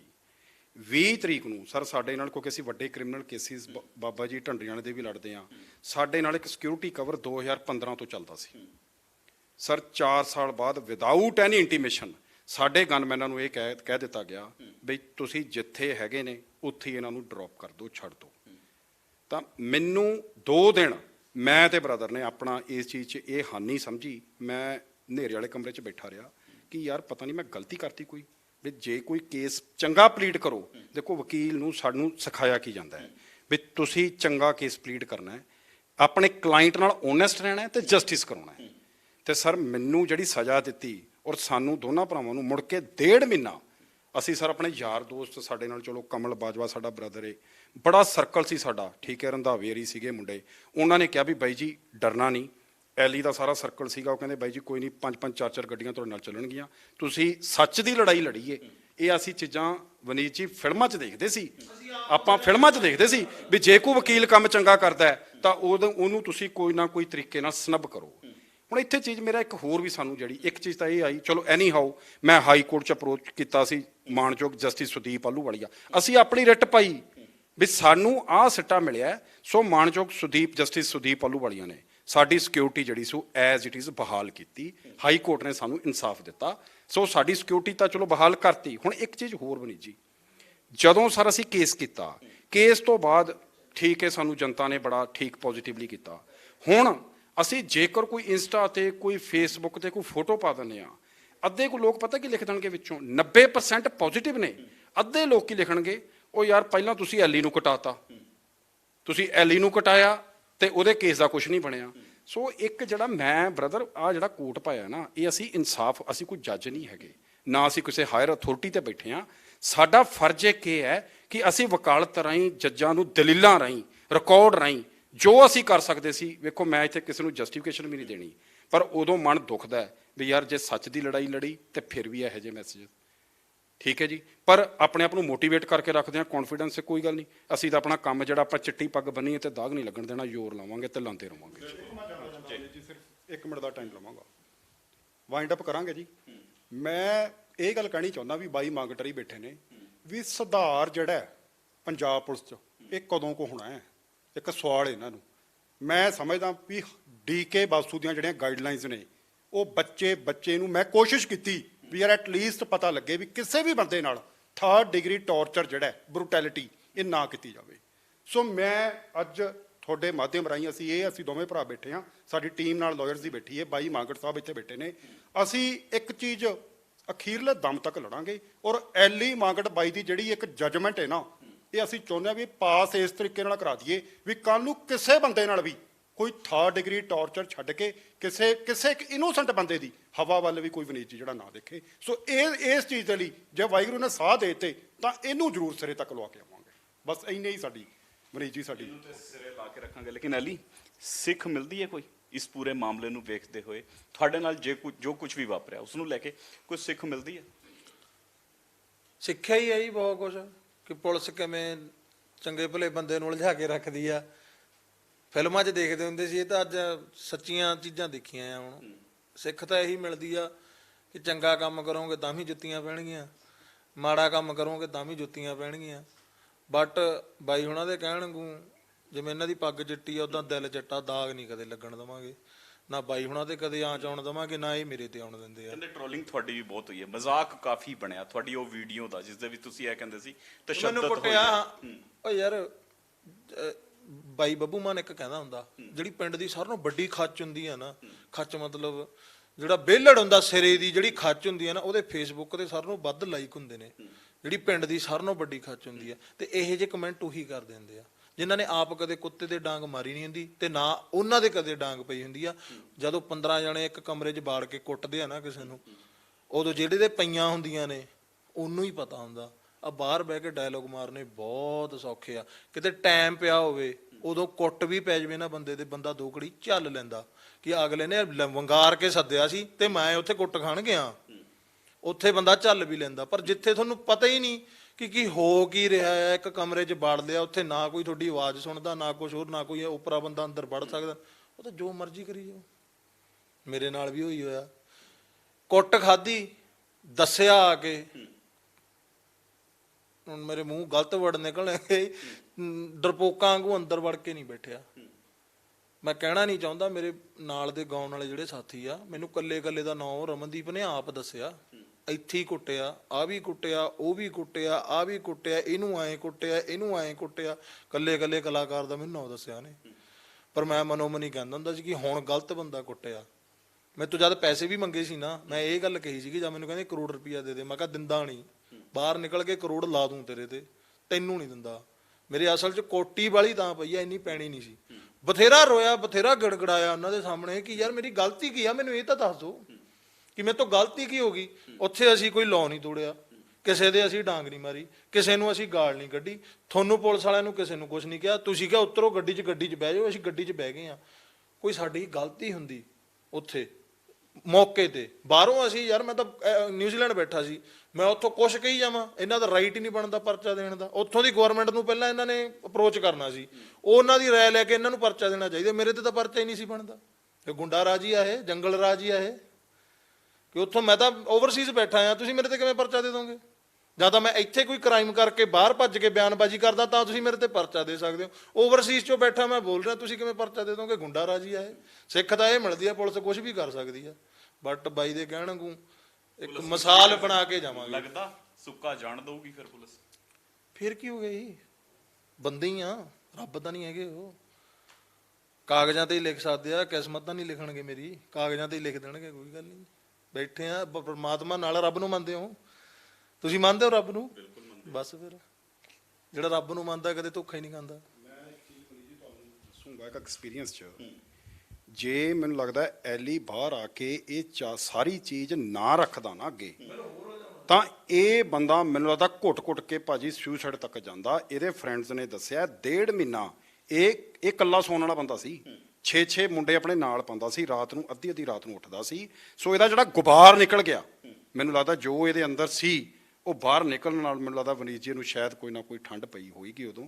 ਔਰ ਮੈਂ ਸਾਰੇ ਇਹਦੇ ਯਾਰਾਂ ਦੋਸਤਾਂ ਦਾ ਅਸੀਂ ਦੇਖਦੇ ਰਹੇ ਹਾਂ, ਧੰਨਵਾਦ ਕਰਦੇ ਹਾਂ ਇਹਦੇ ਸਰਕਲ ਦਾ, ਜਿਨਨੇ ਇਹ ਸਮਝਿਆ ਬਈ ਸਾਡਾ ਭਰਾ ਇਹ ਕਿਤੇ ਕੋਈ ਗਲਤ ਸਟੈਪ ਨਾ ਲੈ ਜਾਵੇ। ਕਿਉਂਕਿ ਭਾਜੀ ਜਿਹੜੇ ਨਾਲ ਬਰੂਟੈਲਿਟੀ ਹੁੰਦੀ ਹੈ ਨਾ, ਉਹਨੂੰ ਜਦੋਂ ਰਾਤ ਨੂੰ ਬੰਦਾ ਇਕੱਲਾ ਸੌਂਦਾ ਨਾ, ਭਾਵੇਂ ਦਿਨੇ ਜਿੰਨੇ ਮਰਜ਼ੀ ਯਾਰ ਹੋਣ, ਜਿੰਨਾ ਮਰਜ਼ੀ ਹੱਸਦਾ ਹੋਵੇ, ਉਹ ਇੱਕ ਵਾਰੀ ਜ਼ਰੂਰ ਸੋਚਦਾ ਯਾਰ ਉਹ ਟਾਈਮ ਜਦੋਂ ਆਉਂਦਾ ਨਾ, ਇਹ ਕਹਿੰਦੇ ਇਹ ਪਸੀਨੋ ਪਸੀਨਾ ਹੋ ਜਾਂਦਾ ਸੀ। ਫਿਰ ਇਹਨੂੰ ਕਹੀਦਾ ਸੀ ਵੀ ਐਲੀ ਤੇਰੇ ਨਾਲ ਆ। ਸੋ ਮੈਨੂੰ ਇਹ ਲੱਗਦਾ ਵੀ ਜੇ ਐਲੀ ਉਹ ਗੁਬਾਰ ਨਾ ਕੱਢਦਾ ਤਾਂ ਉਹ ਪੱਥਰ ਇਹਦੇ ਅੰਦਰ ਰਹਿ ਜਾਣਾ ਸੀ, ਔਰ ਇਹ ਕੋਈ ਨਾ ਕੋਈ ਗਲਤ ਸਟੈਪ ਵੀ ਲੈ ਸਕਦਾ ਸੀ। ਗੁਬਾਰ ਨਿਕਲ ਗਿਆ ਐਲੀ? ਕੱਢਾਂਗੇ, ਅਜੇ ਨਿਕਲਿਆ ਨਹੀਂ। ਉਹੀ ਥਾਣਾ, ਉੱਥੀ ਪਰਚਾ, ਉਹੀ ਜੇਲ੍ਹ, ਉਹੀ ਹਵਾਲਾਤ। ਉਹ ਜਿੱਦਣਾ ਟਾਈਮ ਉਹ ਬੰਦੇ ਉਹ ਹਵਾਲਾਤ ਦੇ ਪਿੱਛੇ ਨਹੀਂ ਖੜਦੇ, ਉਹਨਾਂ ਟਾਈਮ ਗੁਬਾਰ ਇਹ ਨਿਕਲਣਾ ਨਹੀਂ। ਇਹ ਉਬਲੂਗਾ ਜਿੰਨਾ ਮਰਜ਼ੀ ਉਬਲੀ ਜਾਵੇ। ਹੁਣ ਤਾਂ ਮੈਂ ਜਣੀ ਆਏ ਆ, ਘਰਦਿਆਂ ਨੂੰ ਵੀ ਕਹਿ ਦਿੱਤਾ ਕਿ ਗੀਤ ਗੂਤ ਗਏ, ਛੱਡੋ ਖੜਾ, ਕਰ ਲਵਾਂਗੇ, ਸਾਰੀ ਉਮਰ ਪਈ ਆ ਗੀਤ ਕਰਨ ਨੂੰ, ਪਹਿਲਾਂ ਆਹ ਕੰਮ ਕਰਨਾ ਤੇ ਕਰਾਂਗਾ। ਮੈਂ ਮੌਤ ਤੋਂ ਮੈਨੂੰ ਡਰ ਨਹੀਂ ਲੱਗਦਾ, ਮੈਂ ਤੁਹਾਨੂੰ ਸਹੀ ਦੱਸਾਂ, ਮੈਂ ਮੌਤ ਤੋਂ ਨਹੀਂ ਡਰਦਾ। ਕਿਉਂਕਿ ਮੇਰੇ ਨਾਲ ਬਹੁਤ ਇਹੋ ਜਿਹੇ ਚਾਂਸ ਹੋਇਆ, ਮੇਰੇ ਮਿੱਤਰਾਂ ਨੂੰ ਪਤਾ ਕਿ ਮੌਤ ਐ ਕੋਲ ਦੀ ਲੰਘੀ ਆ। ਜਿਵੇਂ ਉਹ ਡਾਇਲੋਗ ਆ ਨਾ, ਛੂ ਕੇ ਲੰਘੀ ਆ, ਬਹੁਤ ਵਾਰ ਲੰਘੀ ਆ, ਪਰ ਮੈਨੂੰ ਡਰ ਨਹੀਂ ਲੱਗਦਾ। ਪਰ ਕਿਤੇ ਨਾ ਕਿਤੇ ਮੈਂ ਜਦ ਆਪਦੇ ਘਰਦਿਆਂ ਨੂੰ ਦੇਖਦਾ ਕਿ ਮੈਂ ਕੱਲਾ ਮੁੰਡਾ ਉਹਨਾਂ ਦਾ, ਫਿਰ ਕਿਤੇ ਕਿਤੇ ਮੈਨੂੰ ਲੱਗਦਾ ਯਾਰ ਕਿ ਠੀਕ ਹੈ, ਪਰ ਮੇਰੀ ਮੰਮੀ ਥੋੜੀ ਜਿਹੀ ਕਮਜ਼ੋਰ ਆ, ਮੇਰਾ ਡੈਡੀ ਬੜਾ ਘੈਂਟ ਆ। ਉਹ ਕਹਿੰਦਾ ਚੱਕਰ ਇਹ ਕੋਈ ਨਹੀਂ ਪੁੱਤਰਾ, ਤੇਰੇ ਨਾਲ ਖੜਾ, ਜਿਵੇਂ ਤੂੰ ਕਹੇਂਗਾ ਉਵੇਂ ਕਰੂੰਗਾ। ਕਿ ਮੇਰੇ ਡੈਡੀ ਥੋੜੇ ਜਿਹੇ, ਮੇਰਾ ਪਿਓ ਆ ਤਾਂ ਕਿੱਦਾਂ ਦਾ ਹੋਊਗਾ ਤੁਸੀਂ ਲਾ ਲਓ ਹਿਸਾਬ, ਹੁਣ ਮੈਂ ਇਦਾਂ ਦਾ, ਮੇਰਾ ਡੈਡੀ ਕਹਿ ਜਾਊ। ਸੋ ਡੈਡੀ ਮੇਰਾ ਥੋੜਾ ਜਿਹਾ ਸਟਰੋਂਗ ਆ ਮੇਰੇ ਵਾਂਗੂ। ਉਹ ਕਹਿੰਦਾ ਕੋਈ ਚੱਕਰ ਹੀ ਨਹੀਂ ਯਾਰ। ਮੇਰੀ ਮੰਮੀ ਹਲੇ ਰੋ ਪੈਂਦੀ ਹੈ ਕਈ ਵਾਰੀ ਕਿ ਪੁੱਤ ਕੀ ਹੈ, ਕਿਹੜੇ ਕੰਮੀ ਲੱਗੇ ਹੋਗੇ, ਮਾਵਾਂ ਹੁੰਦੀਆਂ ਇਦਾਂ ਦੀਆਂ, ਹੁਣ ਕਿਆ ਕਰੀਏ। ਡੈਡੀ ਸਾਡਾ ਥੋੜਾ ਕੱਢਾਂਗੇ, ਉਹ ਕਹਿੰਦੇ ਕੋਈ ਗੱਲ ਨਹੀਂ, ਤੂੰ ਲੜਨਾ ਲੜ, ਨਹੀਂ ਲੜਨਾ ਜਿਵੇਂ ਤੂੰ ਕਹੇਂਗਾ ਮੈਂ ਤੇਰੇ ਨਾਲ। ਐਲੀ ਕਲਾਕਾਰਾਂ ਬਾਰੇ ਕਿਹਾ ਜਾਂਦਾ ਹੈ ਕਿ ਘਟਨਾਵਾਂ ਉਹਨਾਂ ਨਾਲ ਜਿਹੜੀਆਂ ਵਾਪਰਦੀਆਂ ਨੇ ਨਾ, ਜਾਂ ਸਮਾਜ ਦੇ ਵਿੱਚ ਜਿਹੜੀ ਘਟਨਾਵਾਂ ਹੁੰਦੀਆਂ ਉਸ ਨੂੰ ਲੈ ਕੇ ਫਟਾਫਟ ਗਾਣੇ ਤਿਆਰ ਕਰ ਦਿੰਦੇ ਨੇ, ਬੋਲ ਤਿਆਰ ਕਰ ਲੈਂਦੇ ਨੇ। ਆਪਣੇ ਨਾਲ ਜੋ ਕੁਝ ਹੋਇਆ ਉਸ ਨੂੰ ਲੈ ਕੇ ਕੋਈ ਬੋਲ ਤਿਆਰ ਕੀਤੇ ਨੇ? ਕਰਿਆ ਸੀਗਾ ਯਾਰ ਤੇਰਾ ਕੈਮ ਬੱਲੀਏ ਮਾੜੇ ਜਿਹੇ। ਉਹ ਕਿਵੇਂ ਸੀ, ਕਿਵੇਂ ਨਹੀਂ ਹਰ ਸਟਾਰਟਿੰਗ ਕਿਵੇਂ ਸੀ ਉਹਦੀ? ਉਹ ਸੀਗਾ ਪਿੰਡਿਆਂ ਤੇ ਲਾਸ਼ਾਂ ਬੰਦਿਆਂ ਦੇ ਪੈਂਦੀਆਂ, ਪਰ ਅਫਸੋਸ ਪਈਆਂ ਨਾ ਮੈਦਾਨ ਵਿੱਚ ਨਹੀਂ। ਮੈਨੂੰ ਹੁਣ ਚੇਤੇ ਨਹੀਂ, ਜਣੀ ਉਹਦੇ ਚ ਐ ਗੱਲਾਂ ਸੀਗੀਆਂ ਕਿ ਜਿਹੜੀਆਂ ਲਾਸ਼ਾਂ ਉਹ ਬੰਦਿਆਂ ਦੀ ਪੈਂਦੀਆਂ, ਪਰ ਮੈਨੂੰ ਅਫਸੋਸ ਆ ਉਹ ਮੇਰੇ ਮੈਦਾਨ 'ਚ ਨਹੀਂ ਪਈਆਂ, ਉਹ ਕਿਤੇ ਹੋਰ ਪਈਆਂ। ਕਿ ਉਹਦੇ 'ਚ ਅਖੀਰਲੀ ਹੁੱਕ ਲੈਣ ਆਏ ਸੀ, ਯਾਰ ਤੇਰਾ ਕੈਮ ਬੱਲੀਏ, ਮਾੜੇ ਚੰਗੇ ਆਉਂਦੇ ਰਹਿੰਦੇ ਟਾਈਮ ਬੱਲੀਏ। ਕੱਢੇ ਨੇ, ਕੱਢਾਂਗੇ, ਮਨਾਂ ਦੇ ਵਹਿਮ, ਜਿਨ੍ਹਾਂ ਦੇ ਮਨਾਂ 'ਚ ਵਹਿਮ ਨੇ, ਕਈਆਂ ਦੇ ਕੱਢੇ ਨੇ, ਕਈਆਂ ਦੇ ਕੱਢਾਂਗੇ ਵੀ। ਜਿਹੜੀਆਂ ਇਦਾਂ ਦੀਆਂ ਗਾਣਾ ਸੀਗਾ ਉਹ। ਚਲੋ ਬਿਲਕੁਲ, ਧੰਨਵਾਦ ਸਾਡੇ ਨਾਲ ਗੱਲਬਾਤ ਕਰਨ ਲਈ। ਲੇਕਿਨ ਆ ਆਰਡਰਾਂ ਦੀ ਕਾਪੀ ਮੈਂ ਤੁਹਾਨੂੰ ਜ਼ਰੂਰ ਦਿਖਾ ਦੇਣਾ। ਆ ਹਾਈ ਕੋਰਟ ਦੇ ਆਰਡਰ ਆਏ ਨੇ, ਹਾਲਾਂਕਿ ਫਾਈਨਲ ਜਜਮੈਂਟ ਜਿਹੜੀ ਹੈ ਉਹ ਹਜੇ ਆਣੀ ਬਾਕੀ ਹੈ। ਫਾਈਨਲ ਜਜਮੈਂਟ ਦੇ ਵਿੱਚ ਕੀ ਕੁਝ ਨਿਕਲ ਕੇ ਸਾਹਮਣੇ ਆਉਂਦਾ ਉਹ ਵੇਖਣ ਵਾਲੀ ਗੱਲ ਰਹੂਗੀ। ਲੇਕਿਨ ਸਿੱਧੇ ਤੌਰ ਤੇ ਇੱਥੇ ਪੁਲਿਸ ਨੂੰ, ਸਰਕਾਰ ਨੂੰ ਕੋਸਟ ਜ਼ਰੂਰ ਪੈਂਦੀ ਹੋਈ ਨਜ਼ਰ ਆਈ ਹੈ। 20,000 ਰੁਪਏ ਦੀ ਕੋਸਟ ਪਾਈ ਗਈ ਹੈ। ਇਸ ਨੂੰ ਜੁਰਮਾਨੇ ਦੇ ਵਿੱਚ ਵੀ ਲੈ ਸਕਦੇ ਹਾਂ। ਔਰ ਉਹ ਕੋਸਟ ਜਿਹੜੀ ਹੈ PGI ਦੇ ਵਿੱਚ ਜਿਹੜੇ ਮਰੀਜ਼ ਨੇ, ਜਿਹੜੇ ਲੋੜਮੰਦ ਨੇ, ਉਹਨਾਂ ਦੇ ਇਲਾਜ ਲਈ ਉਹ ਕੋਸਟ ਜਿਹੜੀ ਹੈ ਉਹ ਜਮ੍ਹਾਂ ਕਰਾਉਣ ਦੇ ਆਰਡਰ ਜਿਹੜੇ ਨੇ ਜਾਰੀ ਕਰ ਦਿੱਤੇ ਗਏ ਨੇ। ਹਾਲਾਂਕਿ ਇਨਸਾਫ ਦੀ ਜਿਹੜੀ ਲੜਾਈ ਦੀ ਗੱਲ ਐਲੀ ਕਰਦੇ ਨਜ਼ਰ ਆ ਰਹੇ ਨੇ, ਇਹਨਾਂ ਦੇ ਐਡਵੋਕੇਟ ਜਿਹੜੇ ਕਰਦੇ ਨਜ਼ਰ ਆ ਰਹੇ ਨੇ, ਉਹ ਵੇਖਣ ਵਾਲੀ ਗੱਲ ਰਹੂਗੀ ਕਿ ਕਿੰਨੀ ਲੰਬੀ ਉਹ ਲੜਾਈ ਚੱਲਦੀ ਹੈ ਔਰ ਕਦੋਂ ਇਹਨਾਂ ਨੂੰ ਇਨਸਾਫ ਵਾਕਿਆ ਦੇ ਵਿੱਚ ਮਿਲਦਾ ਹੋਇਆ ਨਜ਼ਰ ਆਊਗਾ। ਹਾਂਜੀ ਹਾਂਜੀ, ਔਰ ਰਸੀਦ ਵੀ ਦੇਣੀ ਆ 20,000 ਦੀ ਨਾਲ, ਐਂ ਵੀ ਲਿਖਿਆ ਆ। ਬਿਲਕੁਲ ਬਿਲਕੁਲ, ਦੇਖੋ ਰਸੀਦ ਦੀ ਵੀ ਗੱਲ ਕਰ ਰਹੀ ਹੈ ਕਿਉਂਕਿ ਅੱਜ ਖੁਸ਼ ਨਜ਼ਰ ਆ ਰਿਹਾ ਅਲੀ। ਜਦੋਂ ਉਸ ਸਮਾਂ ਕੁਝ ਹੋਰ ਤਸਵੀਰ ਇਸ ਦੀ ਵੇਖਣ ਨੂੰ ਮਿਲਦੀ ਸੀ, ਉਸ ਸਮਾਂ ਕਹਿੰਦੇ ਬੋਲ ਵੀ ਨਹੀਂ ਨਿਕਲਦੇ ਸੀ ਬਾਹਰ, ਅੱਜ ਬੋਲ ਨਿਕਲ ਰਹੇ ਨੇ। ਬੋਲ ਤਾਂ ਨਹੀਂ ਸੀ ਨਿਕਲਦੇ, ਸਮਝ ਨਹੀਂ ਸੀ ਲੱਗ ਰਿਹਾ, ਕਿਉਂਕਿ ਇੱਕ ਹੁੰਦਾ ਨਾ ਬੰਦਾ ਕ੍ਰਿਮੀਨਲ ਆ, ਉਹਨੂੰ ਜੁੱਤੀਆਂ ਖਾਣ ਦੀ ਆਦਤ ਪਈ ਹੋਈ ਆ। ਅਸੀਂ ਤਾਂ ਕੋਈ ਕ੍ਰਾਈਮ ਵੀ ਨਹੀਂ ਸੀ ਕੀਤਾ, ਉਹ ਕੋਟੀ ਮੇਰੇ ਇੰਨੀ ਕੁ ਪਈ ਹੋਈ ਸੀਗੀ। ਹੁਣ ਤਾਂ ਚਲੋ ਸਮਾਂ ਲੰਘ ਗਿਆ ਨਾ, ਬੰਦਾ ਹਰੇਕ ਬੰਦੇ ਦਾ ਟਾਈਮ ਹੁੰਦਾ, ਉਦੋਂ ਇੱਕ ਮਾਹੌਲ ਉਦਾਂ ਦਾ ਸੀਗਾ। ਇੱਕ ਮੇਰੇ ਨਾ ਮਮ ਨਾ ਡੈਡ, ਇੱਥੇ ਕੋਈ ਵੀ ਨਹੀਂ ਸੀਗਾ, ਮੈਂ ਇਕੱਲਾ ਸੀਗਾ, ਮੇਰੇ ਭਰਾ ਸਾਰੇ ਆਪਣੇ ਵਧੀਆ ਸਰਕਲ ਆ, ਉਹ ਸਮਾਂ ਹੋਰ ਸੀਗਾ। ਹੁਣ ਜਦੋਂ ਕੋਈ ਥੋੜੀ ਜਿਹੀ ਰਾਹਤ ਜੱਜ ਵੱਲੋਂ ਮਿਲੀ ਹੈ, ਜੱਜ ਸਾਹਿਬ ਵੱਲੋਂ, ਮਾਣਯੋਗ ਜਿਹੜੇ ਹਾਈ ਕੋਰਟ ਦੇ ਨੇ, ਉਹਨਾਂ ਵੱਲੋਂ ਹੁਣ ਜਿਹੜੀ ਥੋੜੀ ਰਾਹਤ ਮਿਲੀ, ਉਹਦੇ 'ਚ ਕਈ ਚੀਜ਼ਾਂ ਲਿਖੀਆਂ ਨੇ ਕਿ ਜਿਹੜੇ 4-5 ਬੰਦੇ ਨਹੀਂ, ਜਿਹੜੇ ਇਹਨੇ ਅਕਿਊਜ਼ਡ 12 ਬੰਦਿਆਂ ਦਾ ਨਾਮ ਲਿਖਾਇਆ, ਉਹ 12 ਦੇ 12 ਤੇ ਕਾਰਵਾਈ ਕਰੋ, ਸਾਰਾ ਉਹਦੇ ਵਿੱਚ ਲਿਖਿਆ ਹੋਇਆ। ਤਾਂ ਹੁਣ ਥੋੜੀ ਜਿਹੀ ਰਾਹਤ। ਹੁਣ ਇੱਕ ਚੀਜ਼ ਦੇ ਮਗਰ ਆਪਾਂ 2 ਸਾਲਾਂ ਤੋਂ ਸਾਰਾ ਕੁਝ ਛੱਡ ਕੇ ਪਏ ਹੋਏ ਆ, ਜਦੋਂ ਉਹਦੇ 'ਚ ਥੋੜੀ ਜਿਹੀ ਕੋਈ ਆਪਾਂ ਨੂੰ ਮਿਲਦੀ ਹੈ ਕਿ ਹਾਂ ਸ਼ਾਇਦ ਅਸੀਂ ਸਹੀ ਕਰ ਰਹੇ ਹਾਂ, ਰਿਲੀਫ ਮਿਲਦੀ ਹੈ, ਤਾਂ ਬੰਦਾ ਆਟੋਮੈਟਿਕਲੀ ਖੁਸ਼ ਹੁੰਦਾ। ਵੈਸੇ ਮੈਂ ਰਹਿਣਾ ਖੁਸ਼ ਹੀ ਹਾਂ। ਉਦੋਂ ਤਾਂ ਬੋਲ, ਹੁਣ ਤੁਸੀਂ ਕਹਿੰਦੇ ਹੋ ਨਹੀਂ ਨਿਕਲਦੇ ਸੀ, ਉਦੋਂ ਪਤਾ ਹੀ ਨਹੀਂ ਸੀ ਕਿ ਯਾਰ ਹੋਇਆ ਕਿਉਂ, ਐਂ ਕਿਉਂ ਕਰਤਾ। ਚਲੋ ਕੁੱਟਿਆ ਵੀ ਯਾਰ, ਖਾਧੀ ਕੜੀ ਕੁੱਟਿਆ, ਕੁੱਟ ਪੈ ਗਈ ਸਕੂਲੇ, ਬਹੁਤ ਕੁੱਟ ਖਾਧੀ ਹੈ ਅਸੀਂ, ਉਦੋਂ ਵੀ ਮਾਸਟਰ ਵੀ ਐਂ ਕੁੱਟਦੇ ਹੁੰਦੇ ਨੇ, ਹਨਾ, ਉਹ ਨਹੀਂ ਗੱਲ। ਪਰ ਜਿਹੜੀਆਂ ਉਹਨਾਂ ਨੇ ਗੱਲਾਂ ਉਦੋਂ ਕਹੀਆਂ ਸੀ, ਮੈਂ ਤਾਂ ਉਹ ਇਹ ਨਹੀਂ ਕਹਾਉਂਦਾ ਕਿਸੇ ਤੋਂ, ਮੈਂ ਇਦਾਂ ਦਾ ਬੰਦਾ, ਮੇਰੇ 'ਚ ਈਗੋ ਫੈਕਟਰ ਬਹੁਤ ਭਰ ਕੇ ਹੈ ਮੇਰੇ ਦੇ ਵਿੱਚ, ਮੈਂ ਤਾਂ ਉਹ ਇਹ ਨਹੀਂ ਕਹਾਉਂਦਾ ਕਿਸੇ ਬੰਦੇ ਤੋਂ। ਯਾਰ ਮੈਨੂੰ ਉਹਨਾਂ ਨੇ ਗਾਲਾਂ ਕੱਢੀਆਂ ਮਾਵਾਂ ਦੀਆਂ, ਭੈਣਾਂ ਦੀਆਂ, ਜਿਹੜੀਆਂ ਕਿ ਅਨਐਕਸੈਪਟੇਬਲ ਨੇ, ਕਿ ਨਹੀਂ ਯਾਰ ਤੁਸੀਂ ਐਂ ਥੋੜ੍ਹਾ ਬੋਲ ਸਕਦੇ ਹੋ ਯਾਰ ਕਿਸੇ ਨੂੰ। ਜੇ ਮੈਂ ਇਹੀ ਚੀਜ਼ਾਂ ਕਿਸੇ ਬੰਦੇ ਨੂੰ, ਨੋਰਮਲ ਬੰਦੇ ਨੂੰ ਵੀ ਕਹਾਂ ਨਾ, ਉਹ ਯਾਰ ਉਹ ਵੀ ਖਿੱਚੂਗਾ ਕਿ ਯਾਰ ਇਹ ਮੈਨੂੰ ਬੋਲਦਾ ਕਿਵੇਂ ਆ।